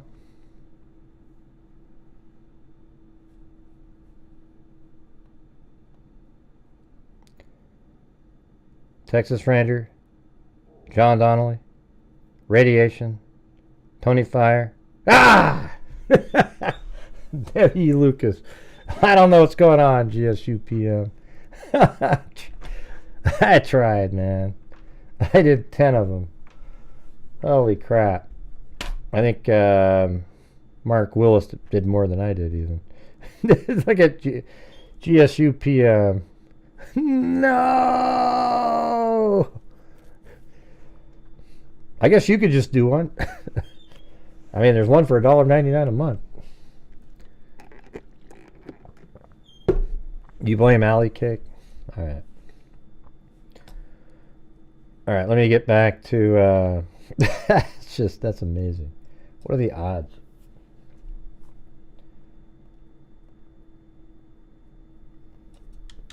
Miss Jennings was just talking to you about the team. I guess that got together a couple times a day from, this is Ann Taylor now, November 13th until December 19th or 20th. Is that our target time right now? Yes, ma'am. Who from the FBI was part of those daily meetings? Like I said, S.A. Jacobson was there, Maria Tyndall was there, I believe Special Agent Rob Hilly was involved. I'm trying to think of other names. I don't remember any. There were others there. I just don't remember who they were. I apologize. That's okay. How about who else from Moscow Police Department? So Captain Blaker was there. I believe usually Detective Vargas was there. Sometimes Chief Fry would sit on those meetings. Most nights Chief Fry would sit in on those meetings. Captain Dallinger, Anthony Dallinger was in those meetings from MPD. I'm trying to think of all the others. Basically, the whole command team was MPD itself would be in those meetings. Hey, by the way, weren't there 2 days of hearings where it was behind closed doors? So I'm kind of wondering if there's going to be another document that comes out. So who would be in those meetings, and then whoever else was available from the investigation. Who from the ISP was there? Darren Gilbertson was there. Okay. When was the first time you talked about identification Brian Kohberger in those meetings? As far as when we knew it was him? Knew of him? Yeah, December 19th. How many hours of meetings do you think you had up until the identification of Brian Kohberger? Goodness, many. I don't know. It was a lot. Twice a day, every day. Yes, ma'am. 7 days a week. It's not more than that. It's not more than that. Yeah, Miss Taylor said, thank you. That's it.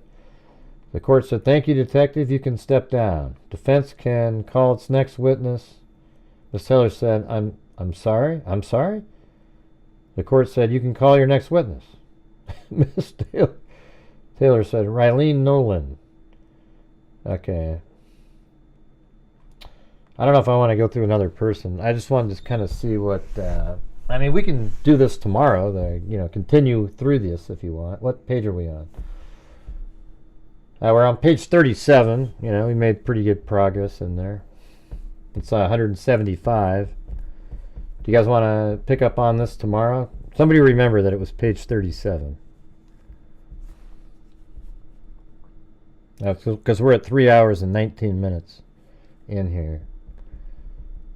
God, I wish you know what sucks though, you guys? I wish they didn't object to the questioning that Ann Taylor was doing. Because I think we would have learned a hell of a lot more information if they hadn't done that. But I understand why. Makes sense. Alright, well, guess what we're going to do now? We're going to spin here. I hope I got everybody in here. I tried my best during the... You tried your best. What movie is that from?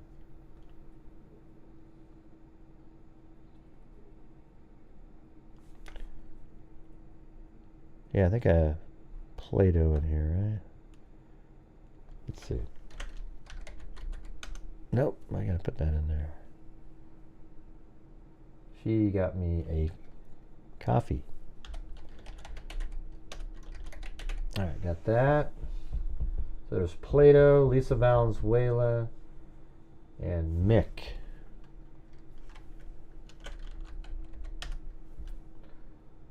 Okay, I gotta get that in there too before I spin.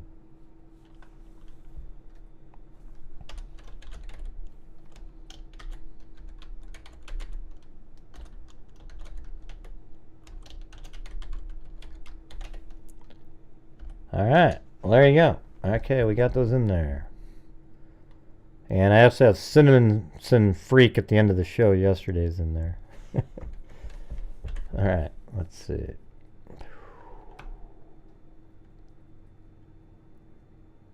Wheel of Names. Alright, here we go. There's an old one. Alright, there you go, you guys. Shuffle, shuffle, shuffle, shuffle, shuffle, shuffle. Alright, so here's going to go for the notebook. It's the $30 value where you get this. If you send $30 to PayPal, you also can get these, but you get the GHI notebook with the stress heart, you know, the freak heart. You also get the, what is it? A freak pen. I don't know if you can. Yeah, there it is. Freak pen, and then also this poker chip that has GHI on it. All right. No, I don't remember you. Should I? All right, here we go. We're gonna shuffle, and here we go. There's the spin. Who's gonna win? Who's gonna win? Wow, look at that. Ah, look at that. GSU PM wins it right there. Anyways, what do you think of that, huh? So GSU PM won the notebook anyways. How cool is that, huh? Does that mean I have to send you two? That's pretty funny. What are the odds? What are the odds? I don't know if they're even still here. Do you want two of them, or do you want me to? I'll spin your other one. Since I was already sending you one, how about I just spin again? Is that cool? Or do you want two notebooks? Now let me know, GSU PM. You're probably still there. I don't have the beanies over here. Yeah, I don't do the beanies are on the website. It's different, a whole different thing. Now you want to spin again? Okay, let's do it. All right, here we go.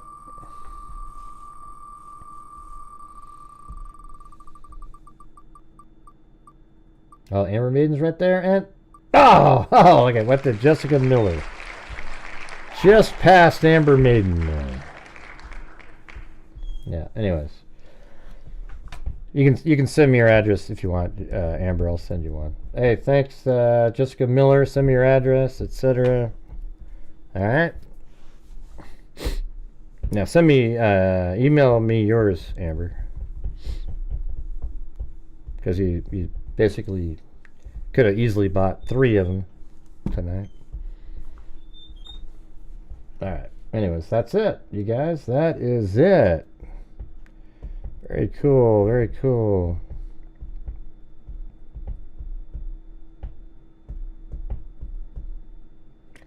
What color beanie? If I can find one that's a deal over there, maybe. What color beanie would you want? GSU PM.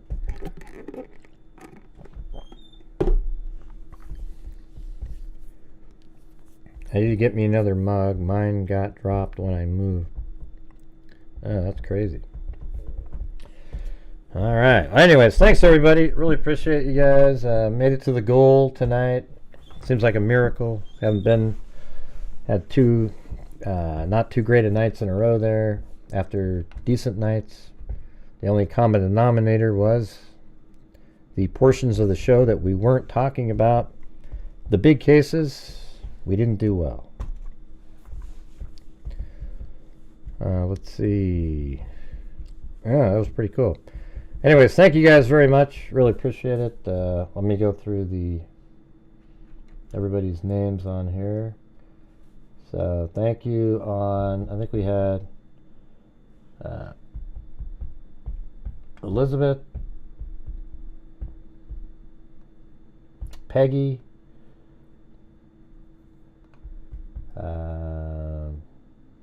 Kelly Snyder, and Julie on PayPals. Then we had Plato, Lisa Valenzuela, and Mick Winborn on the Buy Me a Coffees. There you go. Alright, so we had those. Then over here we had this account, then this account. I gave this account a spin attempt. Then Amber Maiden, then this account, then Joseph Brennan, then Monica Reeves, then Amber Maiden gifted a membership, then Uniquely Susie, retired hospice RN, then Jessica Schubach, then Sandy Shirley gifted a membership, then Eden Fox, then Bird Brain, Richard Watts, and then I think right around this time is when it made a big turnaround on the show. Then Mark Willis. My niece works for Sutter County Sheriff Department, and she handles a cadaver dog. Amazing dogs. I never really heard about that. You could smell them in the water like that. That's pretty strange. Then we had Moofies, Sunset Rising, Gray. I emailed you a Google screen. I put that out there. Amber Maiden, Mama 457 Rose, Uniquely Susan, retired hospice RN, Sandy Shirley, Mark Willis. Then we have Stephanie, Moofies, GSU PM, then Stephanie, then let's see, C Puppy. So far away, it's like 4 feet away, that other screen over there. C Puppy, Hi Doc, K Me, then Amber Maiden. Gift did a cat eye donation with saying, hey, if you guys send in 50, she'll match that. And then immediately GSU PM matched it, and then Amber Maiden sent in another cat eye. So that was amazing. I mean, without that, we wouldn't even have reached the goal, if you can believe that, on the dollar amount. We did on the membership stuff, though. And then I gifted 5 memberships. Then Lanky Tor showed up and gifted 5. Then Mama 457 Rose and K-Me gifted 5. And then Mark Willis gifted 5. I mean, that was a lot of... And we were all making an effort to try to get GSU PM, the membership, but never happened. Then K-Me gifted a membership. Then Kathy Shiflett gifted a membership. Then GSU PM did a super chat. Then Moofies gifted a membership. Then... That's when I said, if you guys do 10, I'll do another 5. Then Mom 457 Rose, then Mark Willis, and Julie all gifted memberships. Then Kathy Shiflett again, and then Jessica Miller, and Mark Willis, and Heather N. all gifted a membership. And then I gifted 5 more. And all of that did not lead to GSU PM getting a membership. What in the hell is wrong with you, YouTube? My God. Yeah, your cat was on the screen for a while. All right. That's some crazy stuff. Anyways, thank you guys very much, as Amber said, for your generosity. It looked like a really slow night until we switched topics. Amazing. Are you guys even interested still in that, the missing person on the lake in Atlanta? Because to me, that's an interesting one. I mean, the fact that 2 people died, none of them had the life jackets on that they had with them, but both die. They both know how to swim, and she is found with with air in her lungs and still gripping the cell phone. Yeah, there's something that sounds a little strange about that one. Doesn't it? All right, anyways, thank you guys. Really appreciate it. And we'll see you tomorrow, all right? So, let's see. Right. Oh, it's local to you? Oh, interesting.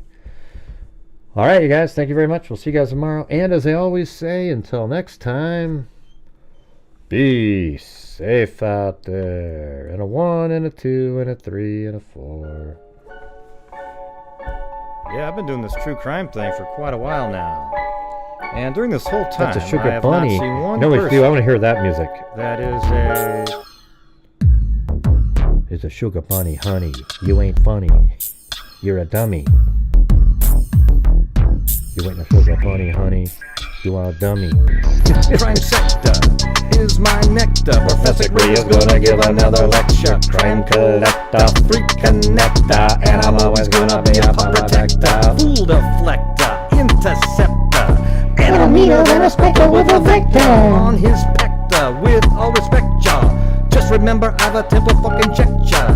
I have no agenda. Yeah, that's me. Yeah. I'm no pretender, and I'll serve it to you straight without the blender. And in the end, I'm gonna send ya on a mission to reveal the true offender. Yeah, so I'll just get right back to work. All right, everybody. Anyways, thanks everybody. Amber, GSU, everybody for making it happen tonight. Really appreciate it. All right, thanks everybody. See you guys later.